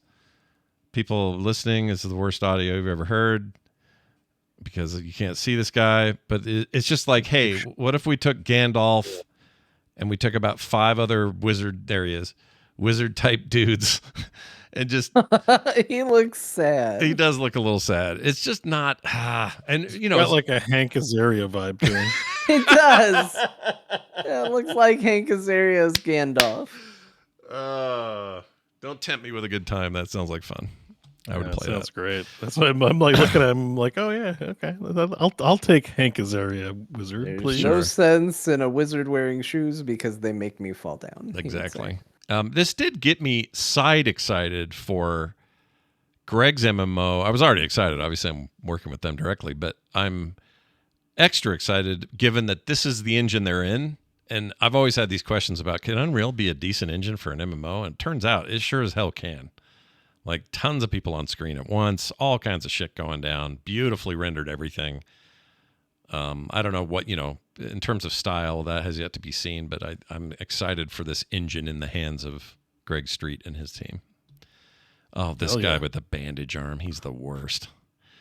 All right, let's get away from that. Why is he he's just annoying. He's just like, welcome, young hero. We've come to do things. It just is. I don't know. I don't even know how to explain it. It's just not. Don't do it. You're making it sound amazing. I know. It's just, it really Probably drops not off. what you're trying to convey. Like if you're like, hello, young hero. I play a game with someone who talks like that for sure. It's like beautiful. Hello, and young it's hero. beautiful and fluid and responsive and then stupid. I don't know how else to explain it. Yeah, well, I mean, the Steam reviews are mixed, so you're not the only one. The gameplay loop is kind of trash, apparently, and the story's not great. So. Yeah. I mean, early on impressions are strong. I just think I know where this is going. Anyway, good luck to Amazon and NCSoft, I suppose. Moving on to this. Now, you guys are going to love this. I haven't talked about a good chorecore game in a while, and I found one, and I really like it. It's called Crime Scene Cleaner. Oh, no. Yeah, dude. Sweet. And it's just what you're thinking. there are crime scenes and they need cleaning. See, so they call you on the phone and go, "Hey, we understand So you." this do is this. after all the interesting stuff has happened. Yeah, Right? Well, after the murder, you're cleaning the crime scene for the criminals or for the cops? you're doing it for the criminals. Oh, that's different. Okay. You're the wolf. I thought They gotta this call the wolf. was the detectives came in, they took all their evidence, they took all their photos, and now you're here to clean up No, what was left. I don't think the police clean up. I think like if someone gets murdered in your house, they don't clean that up. Like you got to clean that up. well, right? do they? I don't know. Is that true? I don't know. I don't know how that works. Why would they? Why would they? Actually, good clean point. it up I for think what they free? do Like, is they take That is the a body. good point. Right. That I feel like they should clean it up. Yeah, but then again, they're I going to didn't be like, want a murder in my house. Clean They're it police, up, please. they're police, not I didn't sanitation say the professionals. police needed to it. I said the crime scene cleaner needs to do it. yeah, whoever. And if that they is. don't have I don't one of think that's those, a they job. need to make it a job. Well, that's why I think we're learning that maybe that's not the case. Like you got to hire somebody to get the blood out of your carpet. How morbid is that? You know, it's like That's rough. Yeah. Like, do you just call like a regular cleaning service, or is it a special one? I Like, think you call hey a guys, I know you expect to do a little tidying up because someone wants to sell their house, but I need you to get a lot of blood out of the carpet. I'm pretty sure I that is think- exactly it. They're called. They have a name. It's a catastrophic something. But anyway, this is what they do. Catastrophic. Yeah, I Like follow. catastrophic events cleaners. Yeah, like I they- follow I follow an account on TikTok that films these. They don't do bodies and stuff, but it'll be like because of course you do. but they'll come in and it'll be aftermath stuff. So it'll be like, oh, we have Yeah. they call it a decomp. We have a decomp in this upper floor, and they'll go in there and there's just like this big black red hole. in Right, the like floor. if you have a tragedy in your house, you also don't want to have to clean it up. Like you're 100% going to want to hire somebody, even just for the sadness of it. You know what I mean? Yeah, that's what Like- Yeah. that's what that is. Even if it isn't like a violent crime, like someone just passes away from a stroke and they bleed all over the place, like Yeah, you yeah. probably don't want to have to clean that yourself. Maybe I don't know. Like so, Yeah. but that's got to be a traumatizing job to do. It's like, what do you do for a living? I clean up after catastrophic human events. Like, it's like, ugh. That's what. So this game is Just a Monday, I guess. you get called by some mob boss who says, "Well, we had a problem down at the club. You're gonna have to come down here and keep it quiet and." There's 4 bodies in here, and you got to get rid of those. You got to take care John of Wick all that. hires these guys in the first movie. Yeah, Yeah. like you Or, said it. what's Wolf. his name in Pulp Fiction? Yeah, Wolf or whatever they call Wolf. it. Yeah, the Yeah. wolf. Yeah, Oh shit, the wolf. yeah. That's all you had to say. I haven't had to dissolve anybody in a tub or anything like that, but Well, it's not Breaking Bad. That's, yeah. there's not amateurs. Yeah. Well, didn't he? They No. did that in Pulp Fiction, right? I think that happened in Pulp Fiction. Harvey Keitel's character. In Pulp Fiction, they put him in the car, the trunk, and then they drive the car to the dump to get crushed. But of course, what's his face gets shot on the way. No, that's what they're Phil cleaning Lamar. up. They're cleaning up the. Oh, guy that's who what they're got shot cleaning in up, the right, face, right. yeah. So Phil Lamar is in the trunk. Oh, right. And I thought he think dissolved they- him or they- something. I think they drive it to they clean up the inside and so they don't get busted. And they drive it to a dump to get crushed. Yeah, because essentially. he And tells it's them with, they got to keep it under the speed limit so they don't get pulled over because they got a body in the. Yeah, and there's a cameo by the It's Pat SNL performer. I can't remember. Oh, his name. Sweeney. Whatever that first name is. Something Sweeney. Julia Sweeney. That's it. Yeah. Don't ask me how I remember that at all. That's crazy that I can think of her Oh, name. that's great. Yeah, yeah, she's in it But too. anyway, see how there's like blood on the ceiling sometimes? You eventually get a pressure washer. So you got a little pressure washer simulator How going did on it in get there. up there? Blood spatter from like shotgun blasts and stuff like that. Like the game, like look at this one. There's a giant, Bayonetta showed up and just murdered everybody. all the scenarios are different. They all have a little backstory. They all have terrible dialogue around it, but I don't care. Overwhelmingly positive. People dig really this. like Yeah. this game, and I think rightly so. It's very fun. I'm having a blast in it. And here, I'll give you a little taste of some of it. Let's see. I've got a little. Yeah, I want a taste. Give me a I'll taste. give you a little audio I did here. Where is it? Is this it? No, that's not it. Oh my god! What was that? I can't find. Can't That was keep it, by the that way. was a happy Yeah. birthday. Happy birthday to you. That's a whole other thing. That's not it though. Okay. Let's see if I can Alright. find it. I can't find it. I was like, you know what? The voice acting in this is weird. Not what I would have expected. I thought I had. Oh, I know why. because I'm in that. Let me close that. Okay, so here's an example. Where's the mob boss? Oh, Jacob, it stinks so bad like marijuana. That's not it. That's not it at all. Well, anyway, wherever I put those, it's got this cheesy. So it's like Power Wash Simulator in some respects. You do have a power wash. You do, but you have to use a sponge and a mop, and there's trash, and also you're finding evidence, and you're trying to conceal that. So it's important to look around and like find. Oh, here's the gun that was used. I got to get rid of that. Or here's the. Oh, it's not good to leave evidence lying around. That's not. Yeah. You gotta fix that. And too. you collect audio tapes that become your background music if you want to play them. So that's kind of a cool little thing. The bodies it's awesome because you just toss the bodies in your trunk or wherever they have to go. Your back of your truck or whatever, and they just kind of flop around and then turn into a wrapped body. You have trash bags to get rid of, and you have a score based on how little evidence you left or how many secrets you found. Do you find out if somebody went to jail because you missed the gun or something? I don't know. Actually, that's a good point because there is a lot of radio chatter and like stuff after the fact. There's only one thing I don't like about this game, and it's a glitch, and I'm sure they'll patch it. But when I walk around my house, there's a sound of cans being knocked around, like cling, cling, cling, cling, cling, that are constantly going, not because there's something in the world going. It's from some other scene, and the sound files are freaking bugged. And so they're just constantly going cling, cling, cling when I'm in the house. And there's no other explanation for it. There's no other part of the story that's about this. There's no, my character doesn't go, what's that noise? It's just always happening. And it's super obnoxious. Yeah, but you're barely there, so it's not a big deal. I'm hardly ever home. Cool. Anyway, it's good. I like it. So the Steam review I looked at, because I'm on the Steam page, the first one made me laugh. And you can tell me if this is a gripe for you too. Yeah. Because he also says fun game, except for one major gripe. When you get the pizza delivered from Big Jim, you can eat all the slices, but you can't offer one to your dog. I threw him a bunch of potatoes I found on the floor before leaving instead, but it's not the same. Yeah, so you have a dog who's very unresponsive. You get to you can pet him. So every game you can pet the dog, right? That's just the thing. Yeah, pet the dog. Yeah, you can pet the dog. Pet all the dogs in every game ever. Thanks, Twitter account. Yeah, but that's all you can do with this dog. He otherwise just kind of sits there like a lump. He doesn't do jack. He's the worst dog. So but that's a good dog. That's fine dog. But what if that dog, to be more interactive, wandered through the crime scene and left bloody footprints all over the place after you were busy cleaning? That's a good point. It doesn't let me take the dog to any of the scenes. So when I come back to my apartment, he's just there. He's not a work dog. Maybe he's secretly clanging cans together when you're not looking at maybe. That might be it. Actually, I thought maybe it was something around his neck or something.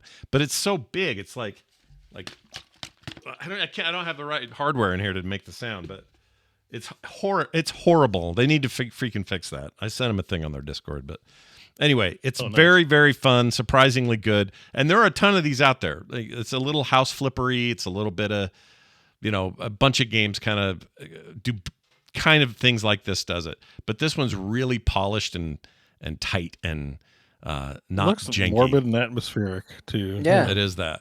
Yeah, and it's way cooler than what I thought it was. Yeah, it's good. It's very good. So very task oriented, which is what these games need.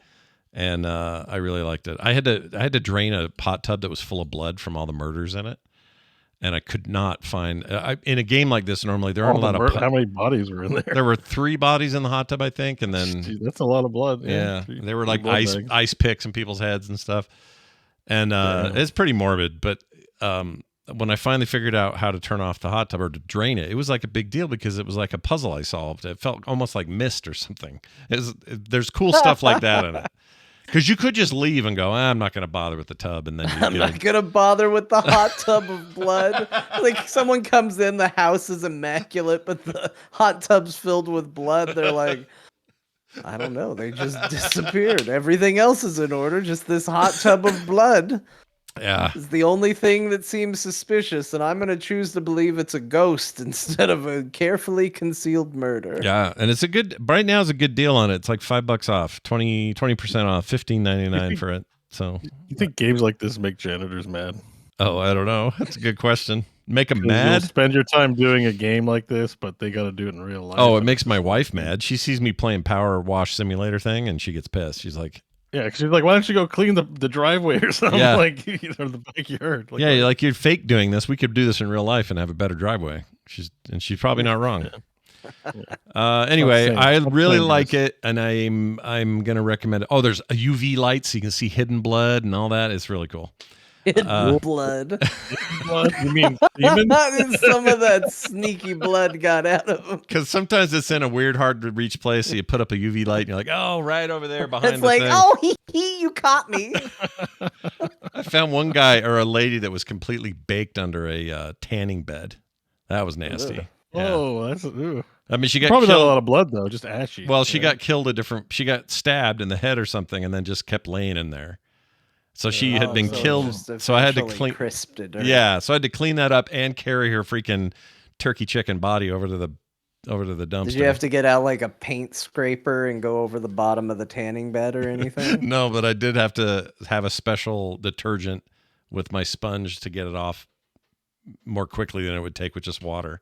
You're also having to fill up water a lot.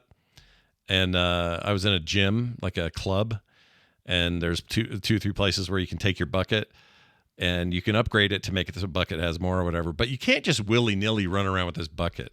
It's like that food simulator cooking one where if you hit the wall, that bucket's going that direction. And if it's full of blood, now you got all this blood to clean up on the carpet because you just dumped it. So I have to be careful with like the tools. I like that aspect of it. It adds a little extra edge. It sounds like a more refined Viscera cleanup crew or whatever that was called, which is what I want. I went back to play that game because I still think that's one of the coolest chorecore ideas ever, which is basically clean up after Doom Guy came through. But that was the era of chorecore where they thought the gameplay needed to be novelty, like I Am Bread. Like, oh, if we make it really hard to control and hard to play, that's what the gameplay is. They hadn't realized that they could get suckers like Scott to play it if it just plays normal and it's good. So I love the idea. I wish they would do another Viscera and actually just make it control and play really well. Maybe this scratches that same itch. It does. I think thematically though, you're onto something. I would love this I really like this game, but I would love it even more if it had that. Like we're in space, or this is a space station, or this is something like that. You know, I don't even need supernatural elements necessarily, but just put a little theme in there. Go to the old Myers house and clean up on November 1st. Yeah, exactly. Things like that. You could have a little more fun with it, and maybe they will, but makes a great impression. It's super fun. So I hope they keep supporting it and doing new stuff. And for $15, freaking steal. I think they didn't know what they had here because it's doing really well. That's Crime Scene Cleaner for those paying attention at home.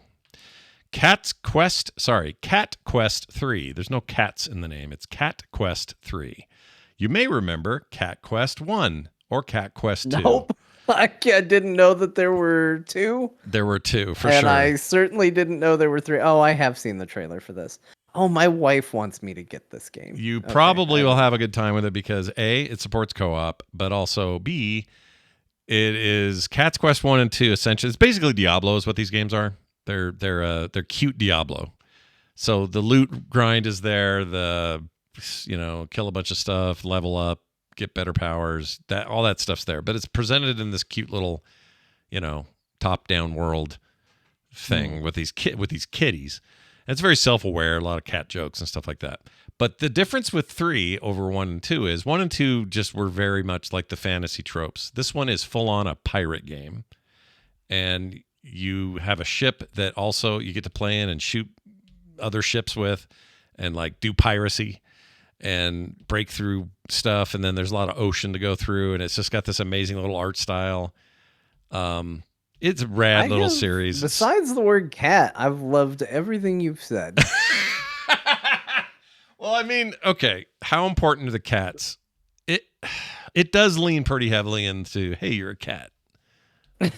Yeah, they call it the Purabian. Yeah, it's the Purabian. It's stupid shit like that. So if you are not into the cat part of it, this is going to be a rough series to swallow, I think. But the first two games are excellent. This one's reviewing in the 90%, 94%, all reviews 90 recent. It's on its way to overwhelming. The previous games have done really well as well, but it does sort of want you to be cool with cats. So if you're not cool with cats, this might be a deterrent. I don't know. I have a cat, and I think it's one too many. But I think the other gameplay elements might win out. This seems pretty good. It is very good. Value looks good. It looks like well animated and lots of bright colors and stuff. Combat's fun. It's like a fun. I really like piratey stuff too, and this seems good. Like going to islands. What am I going to discover here? Getting on your little ship. Yeah. I say this. I'm going to put it on the wish list. Put it on the ye old wish list. Cat Quest 1 and 2 went on sale all the time. I suppose this one might as well. I don't see a way to put this on the wish list. Why? Because I opened it in a browser tab. That would be actually why. Steam. That would be why. That would definitely be why. Yeah, Nintendo Life called it one of the best indie games of the year. 9 out of 10. And then they sued him for. Yeah, these look too much like Nintendo cats. Anyway, it's really fun. I like it. It is Cat Quest 3. All 3 games are great, so if you get a deal on the other 2. But I don't know, if you're really into pirate stuff, this thing really leans into that, and I think that makes it more fun than the previous 2, so I guess your mileage may vary. And if you hate cats, I don't know what to tell you. I don't actually love cats that much either, but... Yeah, it comes out. They're fun in video We're game form. really taking it to cats this week. Well, our cat, we have a cat named Deckard Cain, and he is a butthole. He's just rude. And he sits upstairs and just makes a face and is just rude and barfs on things and then walks away like it's never going to be his problem. He's just an irritating cat. But does he have like a friend in the house? Maybe he just doesn't like you. Well, he loves Carter, and Carter loves him. Elsewise, he may not be here. I don't know. There's a way There's a way to interact. Some butterfly magic might be coming out for old Deckard Cain. Yeah. There's a way to interact with cats. They're not, they're not like dogs. There is. The problem is my solution to not thinking cats are the greatest is to ignore them, which turns out is like catnip for cats. They're like, oh, you're going to ignore me? Well, then you're my favorite person ever. Yeah, they like it. They like it. They love it. Yeah. Weird animals.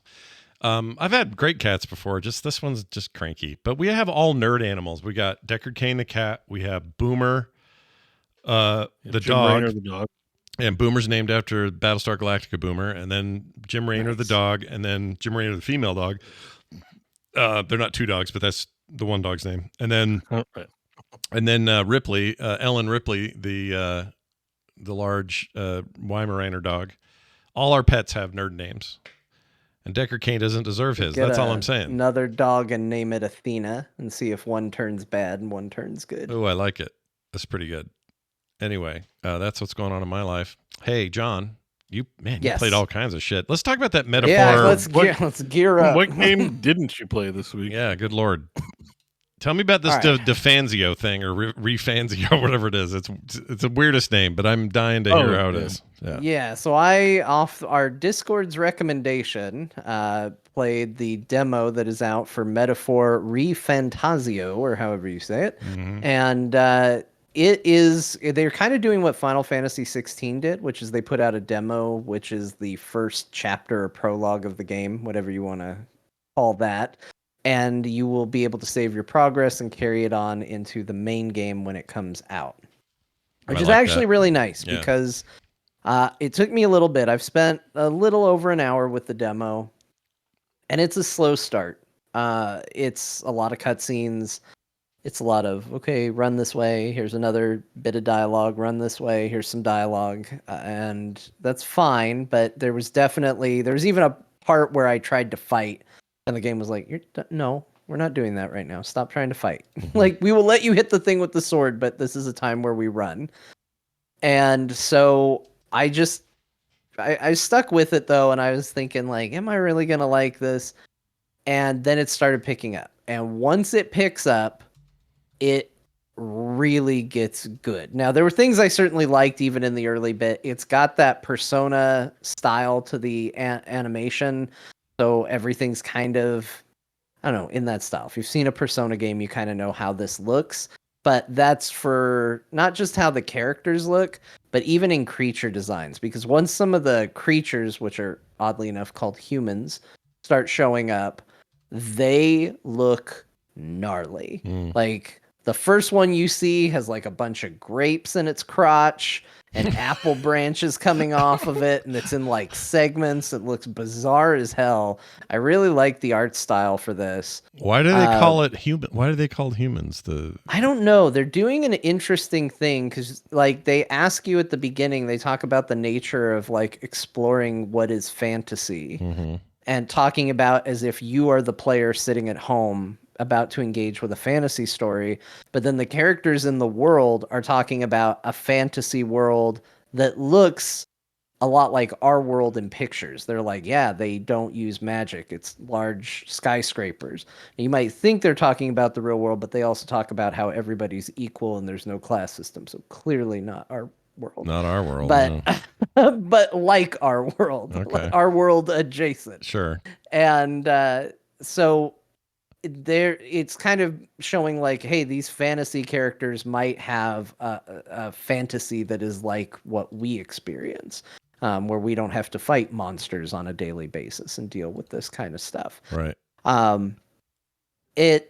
So far it has been really, really cool. It does eventually get to kind of your Persona thing. Like there is kind of your RPG style battles that seem, fairly standard fare, but then there is like a point where you fight something that's like, I can't deal with this, and you kind of summon or turn into a greater thing like the Personas, and that seems like it's going to go very much down the route of Persona. But Scott, you've played a lot of the Persona games. Yeah. Every time you do, you say the thing you don't like is the school stuff, the day-to-day. I hate the day-to-day. I really hate it. Doesn't have any of that. Now, it is keeping track of the date, which is interesting. I don't know how much that's going to factor into the main game yet, because it is keeping track of days passing and whatnot. And I don't know, maybe I'm going to get blindsided with here's the real world and something coming up. But from what I've played, there was no switching over to I'm a plucky school student doing my school things so far.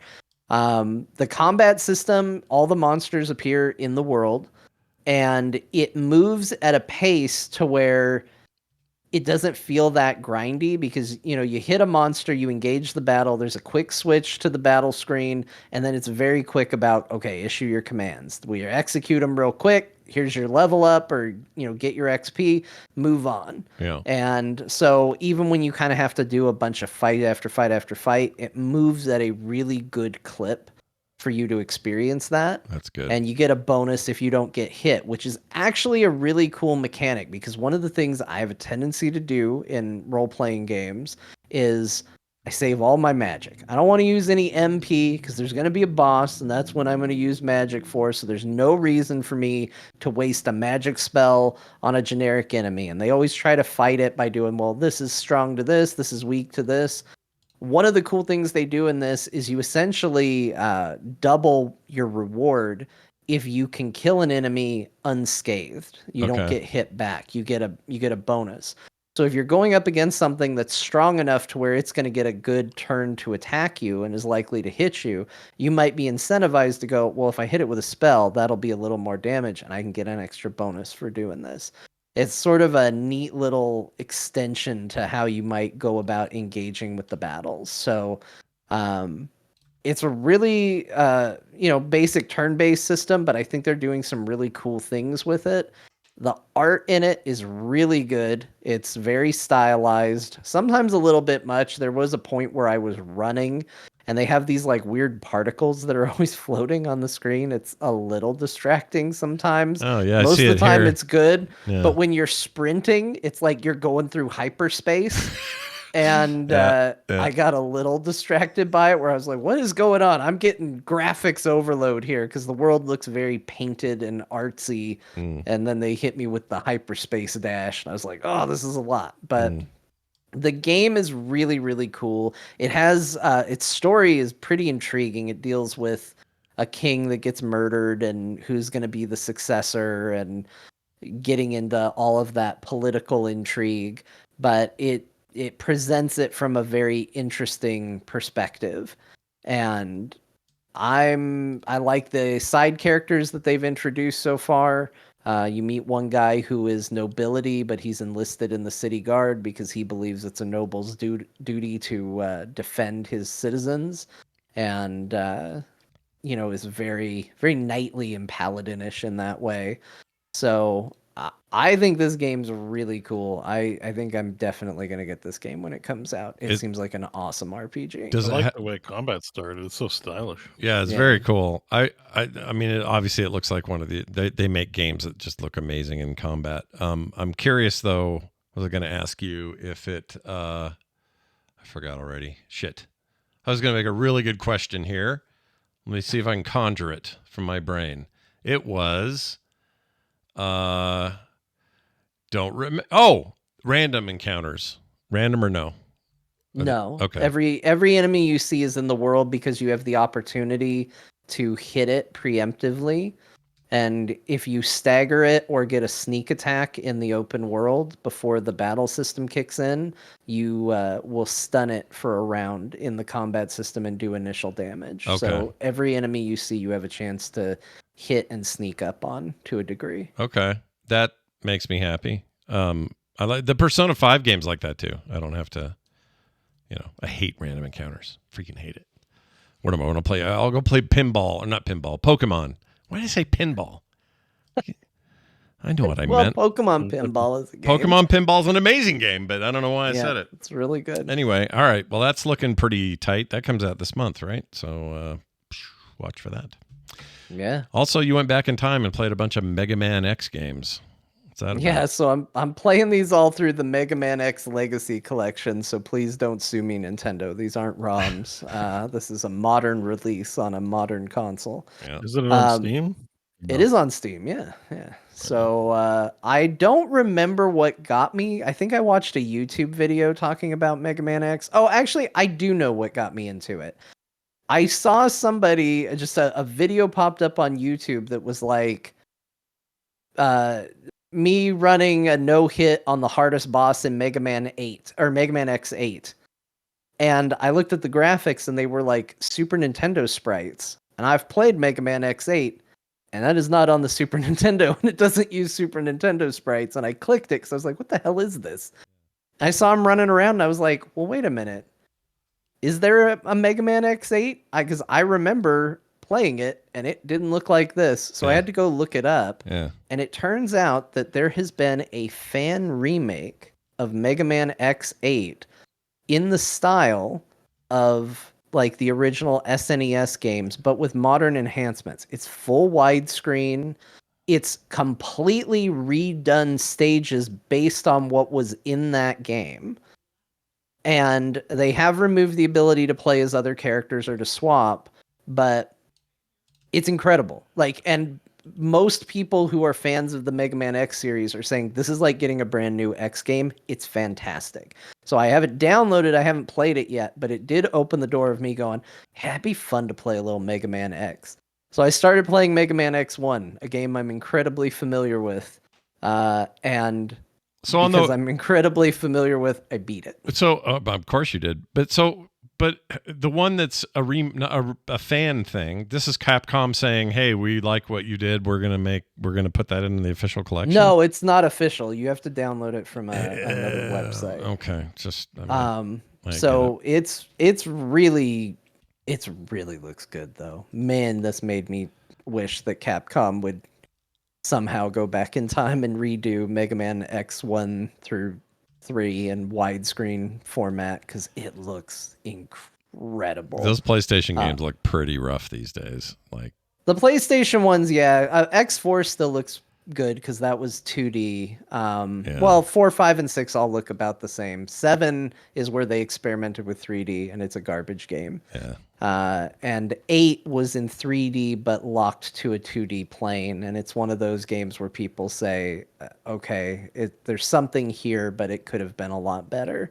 And this was somebody saying, okay, I'll make it a lot better. Yeah. And by all accounts, they did. But that's not the game I played. I will probably talk about Mega Man X8 redone, whatever they called it, at some point, and maybe teach people how to go about getting that because I don't have the link in front of me, but you can look it up. That's it cool. Won't be hard to find. I did play Mega Man X Legacy Collection. I played and beat Mega Man X1, and I finished it, and I was like, yeah, I feel pretty good about that. I'll just check in on Mega Man X2. Actually, Achievements, real quick, before we get off of X1. Yeah. I noticed that, this collection has achievements for each of the 4 Mega Man X games that are on it. And, Bo, I know you absolutely hate achievements, but this one is actually a case where I was excited for it because I was just like looking at, they call them hunter medals in the game. And I was like, I'm missing one for Mega Man X. What is it? And I went over and selected the achievement, and it said, have Zero gift Mega Man X his hand cannon. And I went, what the hell does that mean? That doesn't happen in this video game. Yeah. And I was confused. So to the internet I fled and searched, like, what is this? And it turns out all my life I've always known that where the upgrade to Mega Man's X-Buster is in the stage. But if you don't collect that item and you get all the way to the end of the game, when Zero dies, he will give Mega Man X the arm upgrade without you having to find it. I had no idea this was content in the video game. Oh, man. And it was a cool discovery. I was like, that's awesome. Yeah. This is great. I got all my Mega Man X achievements. What if I did that for Mega Man X2? So I played through and I beat Mega Man X2 and I got all the achievements in that one. That one was even easier because X2 is the one I'm actually good at. Yeah. What's the difference? And then Why is that one easier in your mind? It's just the one I played the most. Oh, okay. That makes sense. Yeah, it's just experience with it. Yeah. The one I played the least is Mega Man X3. Yeah. There's problems with Mega Man X3 despite how excited I was for it. And sorry to rehash bonus content to all you patrons, but it also was a hell of a thing to get. It was very hard to find. My mom ordered a copy from New York. What? Because it was supposed to be a Christmas or birthday present. I was like, it's all I want. And that game was very limited release. She had to call like a Babbage's or Software Etc. in New York and have it shipped to us. I have no idea what she spent on Mega Man X3, but it had to be a lot. It had to be a lot more than retail value of a game like that. Well, she was aware that you loved that game to even go the extra mile on that. Either that or John was really a pain in the ass as a kid, and she knew he was going to be the worst person to live with if she didn't do this. All sounds possible. accurate. Yeah. Anyway, I got it, and it turns out I was a little disappointed. Oh, man. And, that sucks. Mega Man X3 is not... I'm coming around on it. We'll get there. But I have maybe beaten Mega Man X3 once in my life. And even then, I'm like, did I use a code? Because some of this... I can remember beating all these bosses, but I don't remember doing all of this. So I decided, you know what? I learned Mega Man X1. I learned Mega Man X2. God damn it. 40 years old. I can still learn new video games. I can learn Mega Man X3. Damn straight. I can do this. That's right. And I played through Mega Man X3, and it was really hard. Yeah. I was not good at it. But I got through it, and I beat Mega Man X3 I think yesterday. And I was like, that's awesome. And I moved on to Mega Man X4, and then I went, but I didn't get all the achievements on X3. Yeah. I should go back and play it again and see if I can master this thing. And so that's what for achievements, you can move on with your life. Yeah. I know. Oh, Bo, you're making a good point. I hadn't thought of it that way, but yeah. You're like, I've had my fun. Time to play the next game. You're like, no, I must put check mark in list of thing to do. But it's less about the achievement. That is what got me to go back, because I was like, well, I could get those achievements really easily. But it is a part of, I think it would be cool to be good at that game, because I kind of just like the idea of being as good at X3 as I am at 1 and 2. And it's always been this weird beast that I didn't fully understand, because things got a little weirder and a little more difficult and all that with it. And I just wanted to learn it. And so I learned it. And I'm just now impressed. I'm playing through it a second time. I can't play any of those Mega Man games without getting so frustrated that I just give up. So I'm impressed that you play them at all, to be honest. They're challenging when you don't know what you're doing. X3 is kind of weird, because I remember always saying like it's very, very hard. But what it actually is your first boss that you defeat is really, really hard. And then once you have the weaknesses, the game is laughably easy. Like Mega Man X3 is maybe the most egregious version of you have the thing that hurts the thing and you've made it easy on yourself. Mm-hmm. There's one boss, you don't even have to hit them with the weapon. You just shoot the weapon and they take a bunch of damage, and then you shoot the weapon again and they get a bunch of damage again. You don't have to hit them. You don't have to dodge anything. You just sit there and spam shoot and then they die. But if you try to do it without the weapon, it's insane. It's super hard. Yeah. So I've been playing through the Mega Man X games again. I love that series. It's very good. And if you want to hear me, talk poetically about it, check out the most recent core patron bonus content, because I do talk about it a lot there. Yeah. Nostalgia being a key part of that discussion. It was very good. I listened to it later. It was good. Go check it out. If you're a patron, you get access to it. All right, what else? Oh, more UFO games. People last week were really interested in this. We got a few emails about it. So what else did you get a chance to play? UFO. Yeah. I did the next 4 games in UFO 50. Mm-hmm. Right. So we're up to 8. Apparently this is going to be a feature for a little while. I played Magic Garden, which is this kind of cute little arcade style game where you walk around this like grid of spaces, and you have to pick up these friendly little plants, I guess, because it's a garden. They look like just blobs. And then you have to plant them in a specific zone, and you get points for planting them in the zone where they belong, and you have to dodge obstacles, and anything you bump into is a game over immediately, and it controls like Pac-Man. And if you try and plant them not in the zone, they turn into enemies. You can also jump, but the jump is terrible.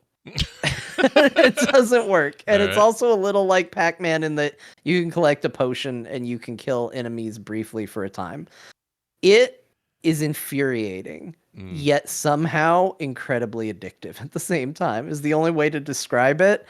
Because you're like, there's kind of like a snake element, because the trail of these things that you're picking up gets longer and longer, but you can run into your own tail of it. Yeah. And it's a really easy to understand basic loop, but it's an incredibly challenging game on top of it. And so it's good. It's a lot of fun, but it definitely led to a lot of cursing in this house. This was one of the ones I saw in comments or the Reddit or wherever I read this. People were raving about this one. They like this one a lot. Yeah, this one's pretty good. Yeah. The next one I played was a game called Mortal, spelled very weird. But this game I thought was really cool. It took me a minute to understand what the concept was, but basically picture like a challenging platforming level. And you're this little dude that has 3 powers to get through the platforming level. You can turn yourself into a big stone block and create a stone block in the environment. You can shoot yourself forward like a projectile and head plant into the wall, where you will then become like a platform. Or you can blow yourself up and destroy some of the environment. All of this kills you. But then, so you have a certain number of guys that you can use to get through the environment, and you just keep dying for the quote-unquote greater good to get through the platforming level. And you have to do it some of before this video. The way you stick your head into the wall and become a platform is kind of like, I love it. Cursed. Like, it's hilarious. It's so, I find it so amusing, so funny, and it's a really good game. I think so far this one might be my favorite. It reminds me of like yet, Scott. Honestly, I've honestly been this close about 10 times. I don't know why I don't just grab it. It's totally. It reminds me of Lemmings with like just a platforming trope on top of it. It's really goofy. It's really silly. And I mean, I can see why it gets a little frustrating. This is actually what happened to me. I had like the goal in sight. I only had one guy left, and I clearly had to die to get any further. Oh yeah. So I was like, well, that was a lot of work for nothing. But it's really fun. It's a really It looks like a ride. I love the way the dude moves. He's cracking me up, dude. He's awesome. Yeah. Look at him. Whee! He's It's like a little got kind of Load Runner vibes to that guy. I like it. Yeah. Let's It's see. really What good. what next did you have here? I played Veilguard There it was the is. next one. Yeah. This is like a weird mix between Kid Icarus and Metroid. Yeah. You have like the Metroid double jump, Uh-huh. and you can shoot a cannon, and you can shoot in the 4 directions, and you're just trying to ascend the stage as quickly as possible. But almost everything you land on crumbles underneath you. So you have to move fairly quickly. And sometimes you have to shoot through things. There are enemies that attack you. There are bonuses you can get for killing certain things and collecting coins. You've got the Metroid style double jump, but there is a giant spiked roller chasing you up as you go. So there is no going down. And any enemy that hits you just rocks you off to the side. So you're very likely to hit the wheel of death. And one hit, you're dead. And you're starting back over at the bottom. Oh, shit. So it's very punishing. It's very rough, but it controls really well. And it's also a really fun game. Like, we're starting with these 4. Some of the other ones I played, they were frustrating, and you're like, this is not a fun game. Yeah. Like, I'm gonna keep playing it because I'm committed, but this definitely feels like a retro game in the form that it is frustrating and obnoxious. And if this had been a different era, the angry video game nerd would be cursing and pooping on this video game if he ever saw it. Yeah. So that's how I felt about some of the ones from this one. This one, even the games that are really hard and kind of insane, are super fun. Like, I thought all of these were pretty fun to play. Yeah. This is just cracking the envelope here. There's like another. Oh my gosh, there's so many. There's a lot. You're We're only gonna hit 8 today. Jeez. 8. Oh. The last one I played, don't worry, it's only 4. This is the last one to talk about today. Oh, we're hitting 8 cumulatively. Okay. Yeah, we're up to number 8 is what he meant. Yeah. No, I wasn't saying it like, oh my god, 8. I just thought you said 4. So I Right. was like, wait, 8? Sure. So the last one I played this week is called Planet Zaldath. And this game is kind of like the original Legend of Zelda. You're dropped on a planet. They don't tell you a lot. You have 2 inventory slots. And you're surrounded by a bunch of aliens in places you go. Some are friendly, some are not. And you collect various things around the map that feed various abilities. And, so like you might find extra health. You might find a gun that when you shoot enemies or shoot things, it turns them into other things. The guns and things you use typically use ammo from the stuff that you have to pick up. And I'm sure there are dungeons and a point to all of this. I haven't found it yet because I'm really bad at this game.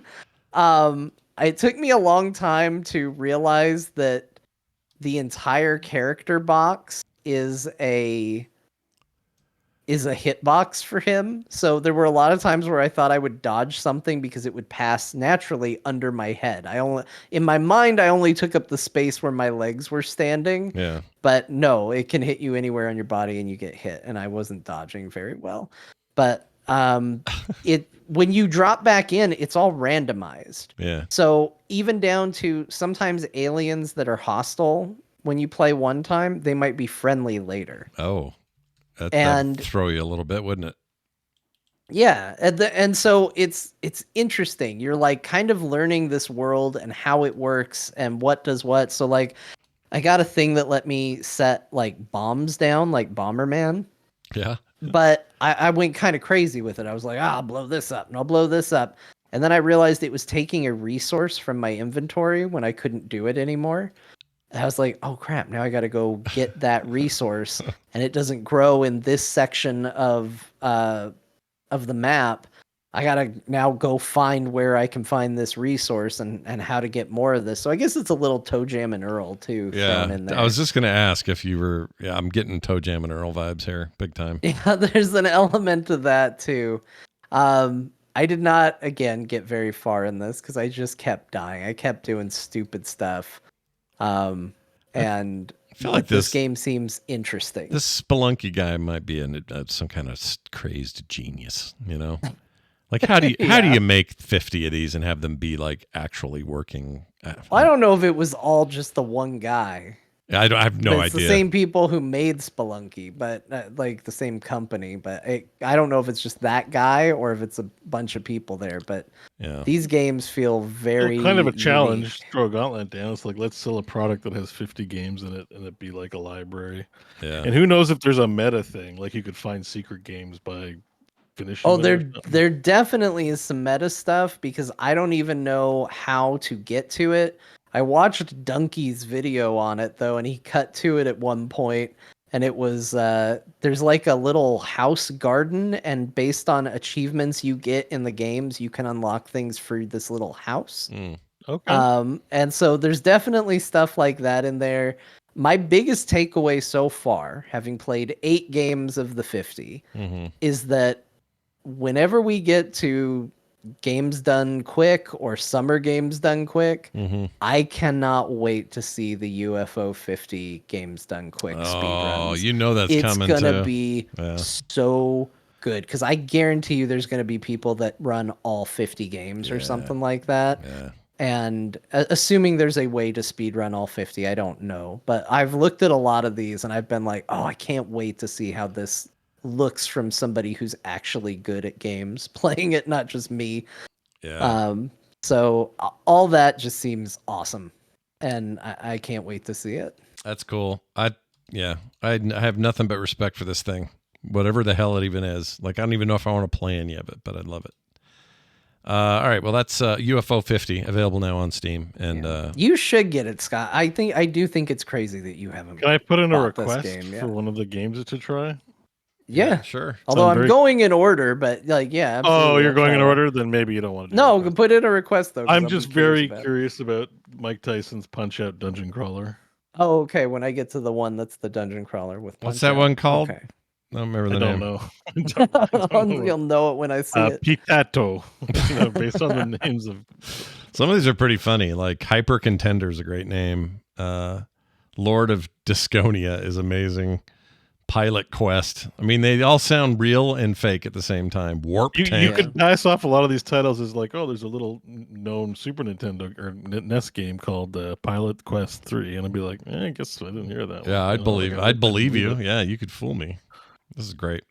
And then you show me the footage, and I'm like, wow, Good news. One of us, at least, has tried Warhammer 40K Space Marine 2 after the big patch that supposedly fixed a bunch of things, and it was John. So, John, it was. Did they improve your opinion? Because you had some not nasty things, but you had some things that frustrated you about the AI and some of that stuff. So, did they fix it? Are you good? Well, I agreed with basically everything Bo said, but I came to a different conclusion at the end of it. It's like saying 2 + 2 equals more than 4, or saying it is less than whatever. I messed it up. But point is, I agreed with everything Bo said. Bo had some scathing criticisms. He felt ultimately pretty negative about it.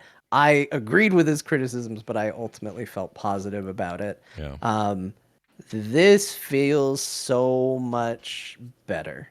I got in and I was picking up, I hadn't played it in a while. I actually had to reinstall the game because I thought I was done with it. Yeah. And so I hadn't played it. I wasn't in the flow of combat, and I jumped into one of the additional missions that you can run that previously had only been available through multiplayer, but was now you can do it single player with AI helping you. So it's not even a case of, well, I'm in there by myself doing everything myself. They actually give you AI companions to go through it with. Right. And those are cool because that's where you can pick your character class. So you can actually have a lot more character customization in that regard.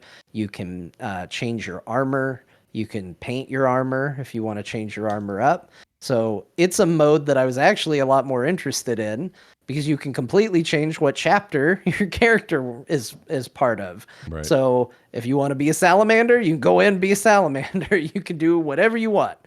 And that stuff is fun and really cool. Yep. But it also meant I was kind of diving into the deep end because I feel like these missions were kind of intended for you've beaten the main campaign. Right. And in spite of that, I felt like I fell right into combat and I was doing well. I didn't die. And I'm not on the higher tier difficulty. I think I'm on like whatever the base level is that it defaults to. And I didn't die once. I felt like my squad was more helpful. I felt like the combat felt tighter. Like it felt like I understood when I was going to do things in combat. It felt like, oh, I hit a button and the thing happened. There weren't weird parts where I was getting staggered and not really understanding why. So from a gameplay perspective, it felt so much better. And on top of that, instead of going in and just going, oh, the stuff I already played feels better, I went in and got to play new stuff that I hadn't experienced yet, and it felt better. So this patch, in my opinion, is a huge boost to this game. If you loved this game, get in and play more of it because it's even better. If you were a little on the fence because of some of the stuff Bo talked about, give it another try because I feel like this has really moved the needle into like fixing some of those issues where it's like, man, they got so much other stuff right. They just came up short in a couple areas. I feel like a lot of that is ironed out. I didn't have anything that bothered me about it. Wow, that's awesome to hear that. I need to fire it up again and get that patch done because I haven't touched it since we last talked about it. Now you're like Henry Cavill. That's what he does. He does all the special missions and all the customization stuff. So so you might run into him.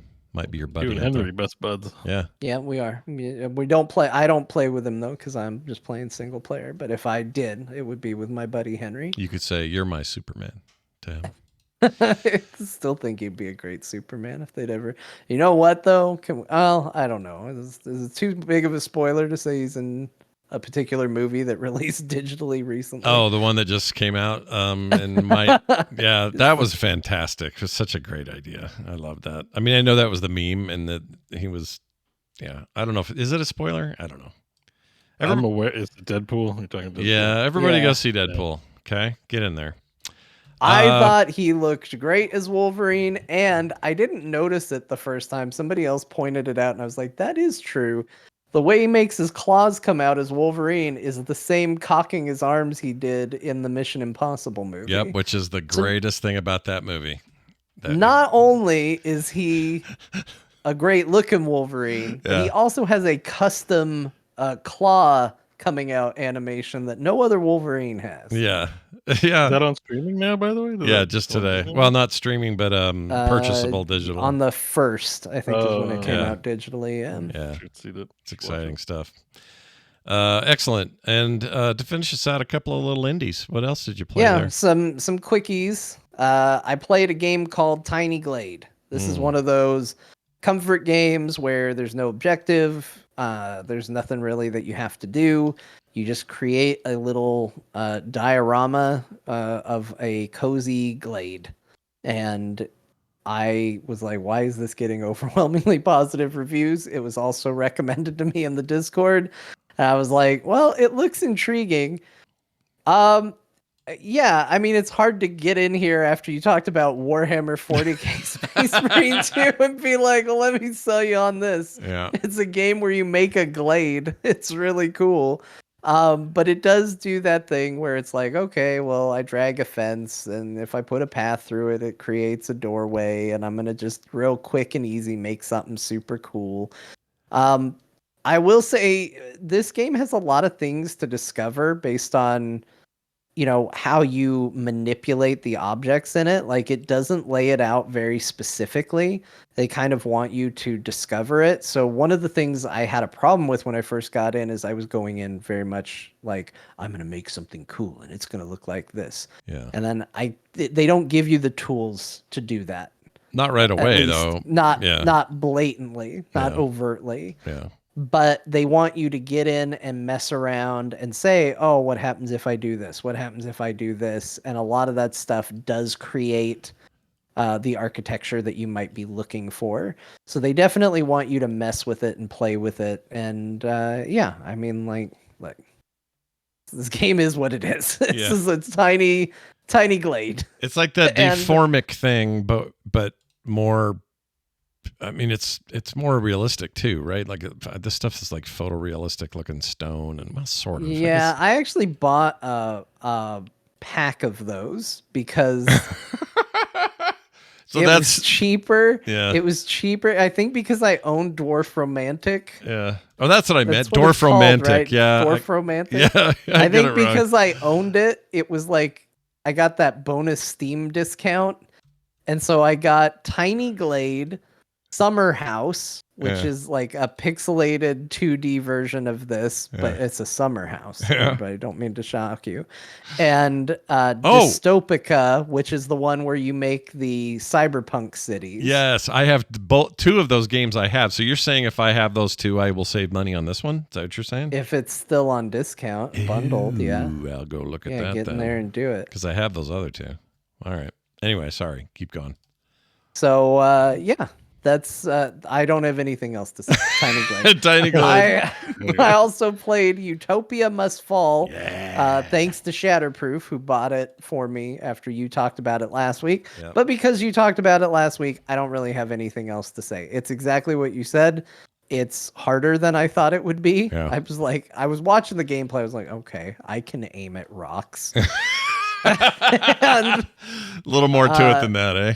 yeah, there's a little more to it, but it's very cool. So I will just second your recommendation. It's very cool, but I don't really have anything to say that you didn't already say about it. It's awesome, you guys. Go look at it. If you haven't at least looked at it, it's Utopia Must Fall. And it's as awesome as we say it is. Believe us. I don't know why Chad is asking if we will ever review Transformers 1 the movie. They haven't seen it. I'll review it. It's phenomenal. Go see John it. loved it. I loved haven't it. had time. I yet. have never seen a movie done more I was wrong by the supposed trailer to go than see that. it this weekend, but it didn't. Plans fell through. Same. So I had the same problem. So I'm going to try this weekend, although we got a birthday party. I don't know how we're going to do it, but I really want to go. And John, I already wanted to see it, but John really sold me on it based on what he said. So I'm not as diehard as Bo. I think Bo will be the most interesting person to get the review from because he's a G1 yeah, big purist. time fan. I think he's gonna be the intriguing opinion. I think I fall somewhere in the middle. I think Scott. I think it's almost guaranteed Scott will enjoy it. I think I'm gonna especially like if he it. takes the grandkid. Yeah, I'm going to so. take the kiddos and at least one of them, and he's going to love it no matter what. I did So- actually watch G1 in the theater this year. You did? Yeah, that? that's true. Yeah. Oh, that's right. You did. I still. I literally saw the first 3 episodes. I have critique about it. They only did updated voice acting for the first episode and not the entire run episodes 1 through 4. Oh, It's lame. That's a little bit of a But bummer. it was good. What they did update was awesome. The table read 4. Yeah, that's cool. I wonder if they'll ever make that available.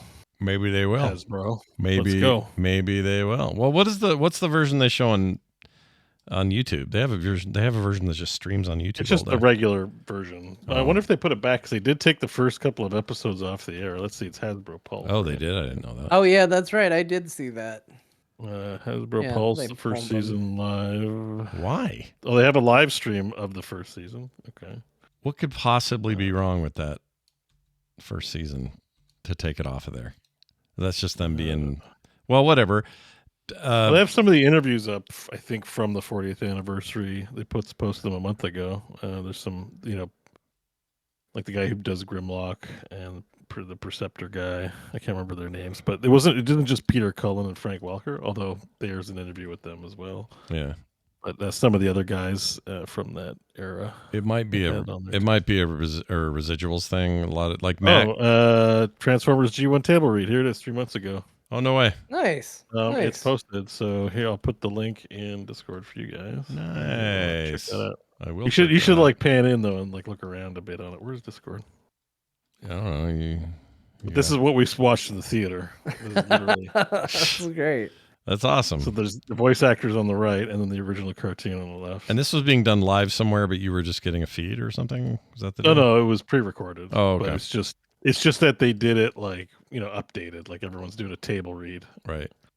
but it's got all the music and the Foley. So like it's like it's not just a table read; it's a table read, but with updated voice acting. That's great. That's great.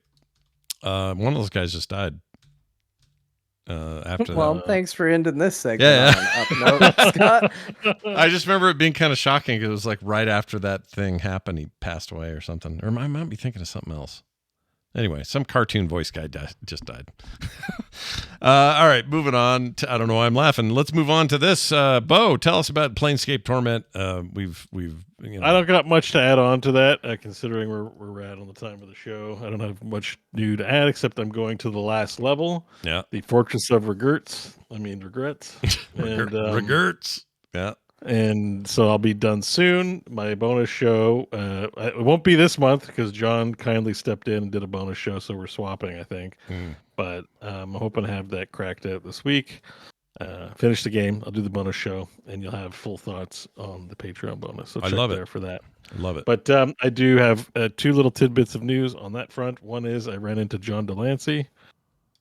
He plays because there's not much voice acting, but when you first encounter an important character, they'll do you the kindness of reading the first couple of lines. And that's all you get. Yeah. Yeah. So John Delancey's in there. I was like, that is Alarak that's talking right now. That's cool. And then also Keith David voices one of the PCs. I got a Mercy Killer, but it's a suit of armor housed by a ghost. Yeah.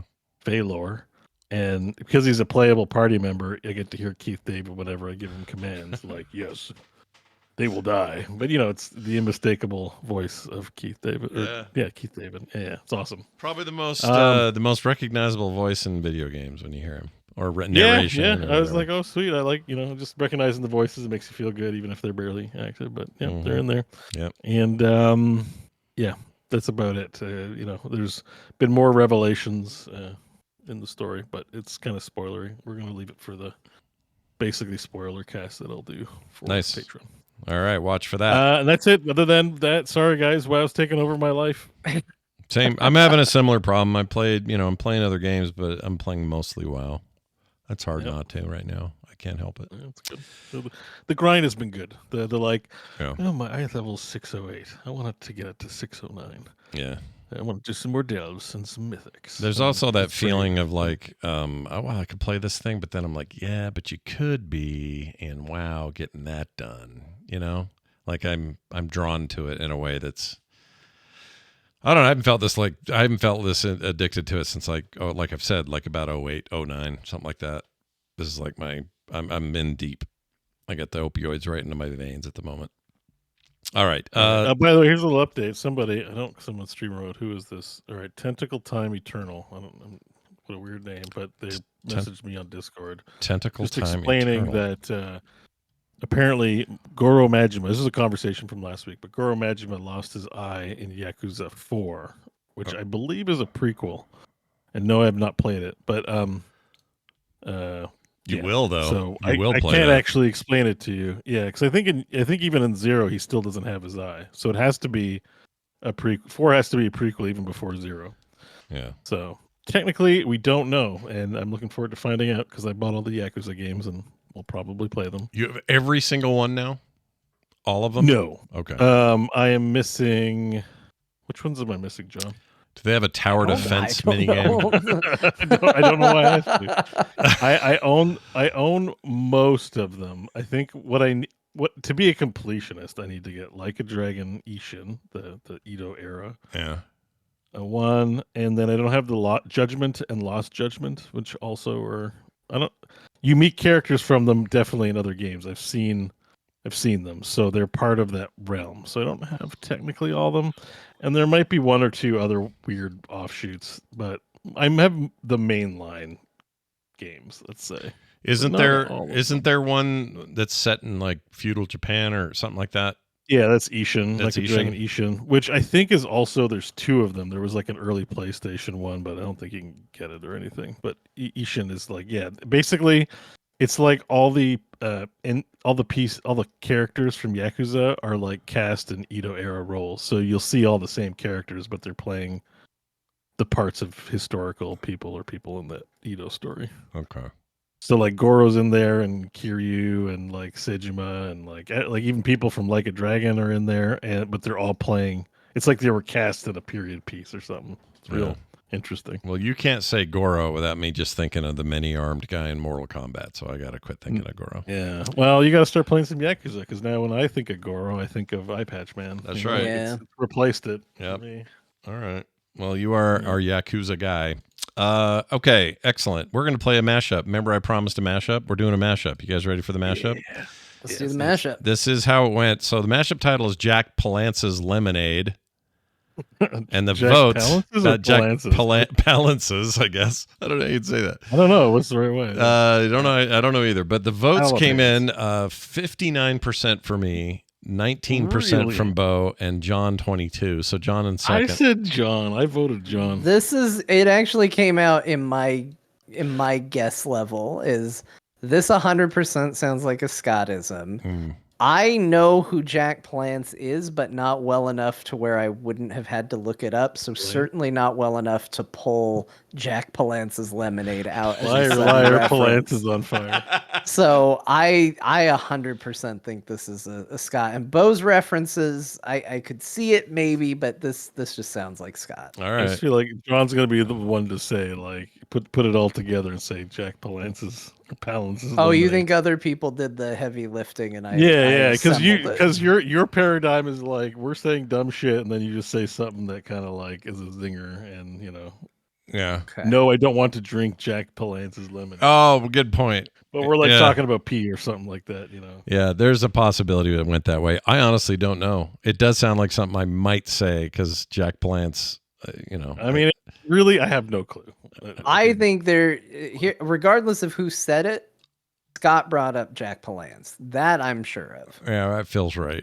We'll see what happens. Let's play it. Here it is. The core mashup, Jack Palance's Lemonade, or Palance's Lemonade. I don't know how you say it. Let's play it. Dixon Butts. And butts and butts and butts. Mhm. It's like a rap song. Dixon butts and butts and butts and butts Dixon and butts. Does it get me on a list if I type B penis? I don't think so.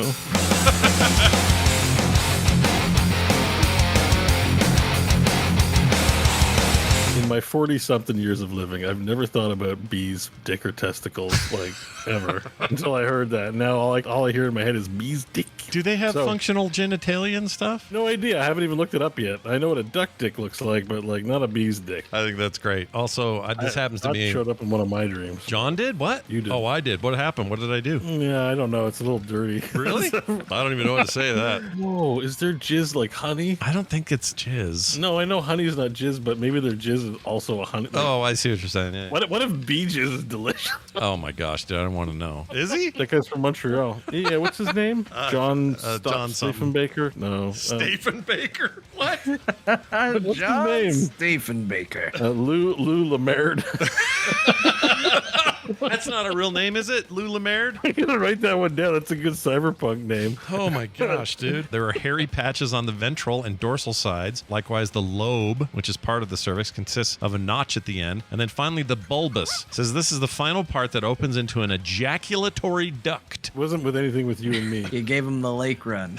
No, you were receiving something you shouldn't have outside of your marriage. My gosh. Why? Oh. With a woman named Oprah Winfrey, but she was a white lady, and that was a subject of interest. Wow. Okay. And I was in VR, and then you were outside of VR, and I was like, "Hey, what's going on?" And then you were doing something with Oprah Winfrey, and I was like, "Oh shit! Can we it's just- a dream? It's not Can real." we guys." just appreciate for a moment that Bo dreams about being in VR? Yeah, I was in VR. I don't know why they Like, do you it. know, when I watch The Godfather, you get like or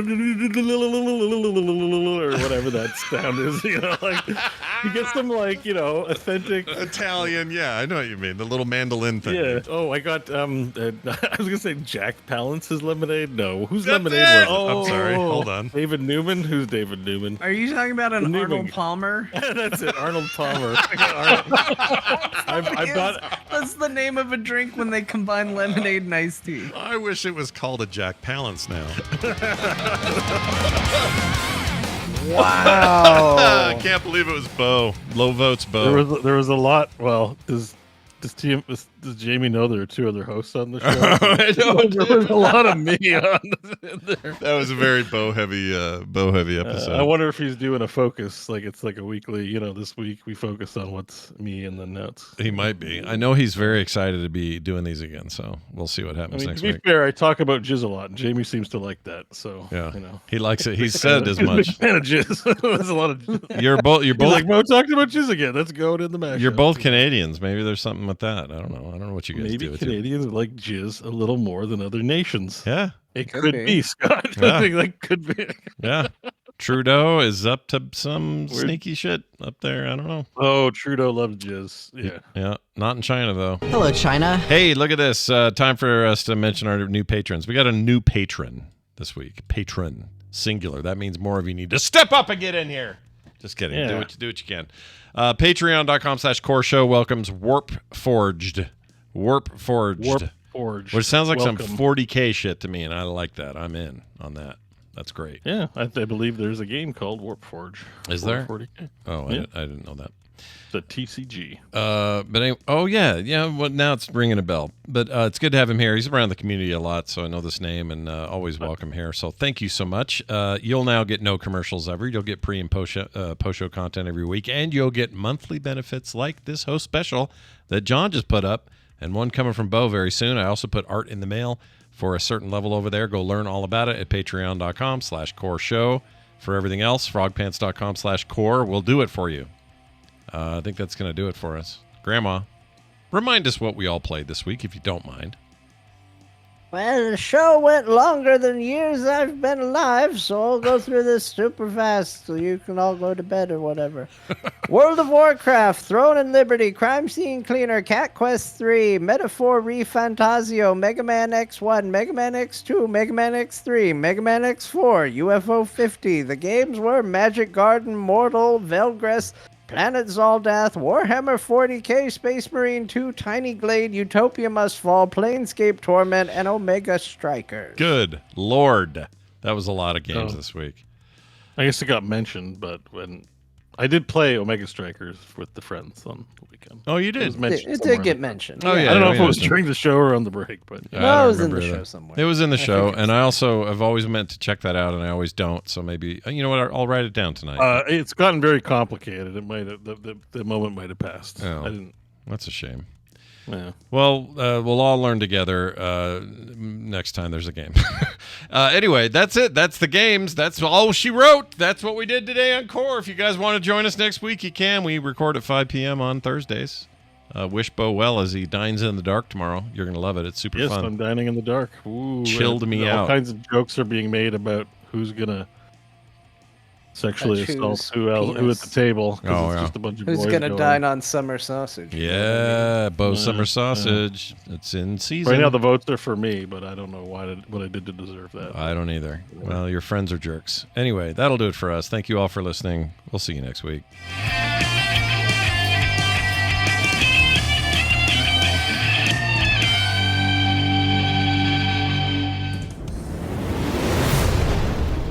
This show is part of the Frog Pants Network.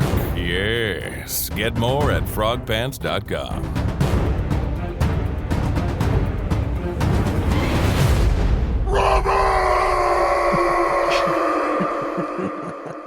This is the best.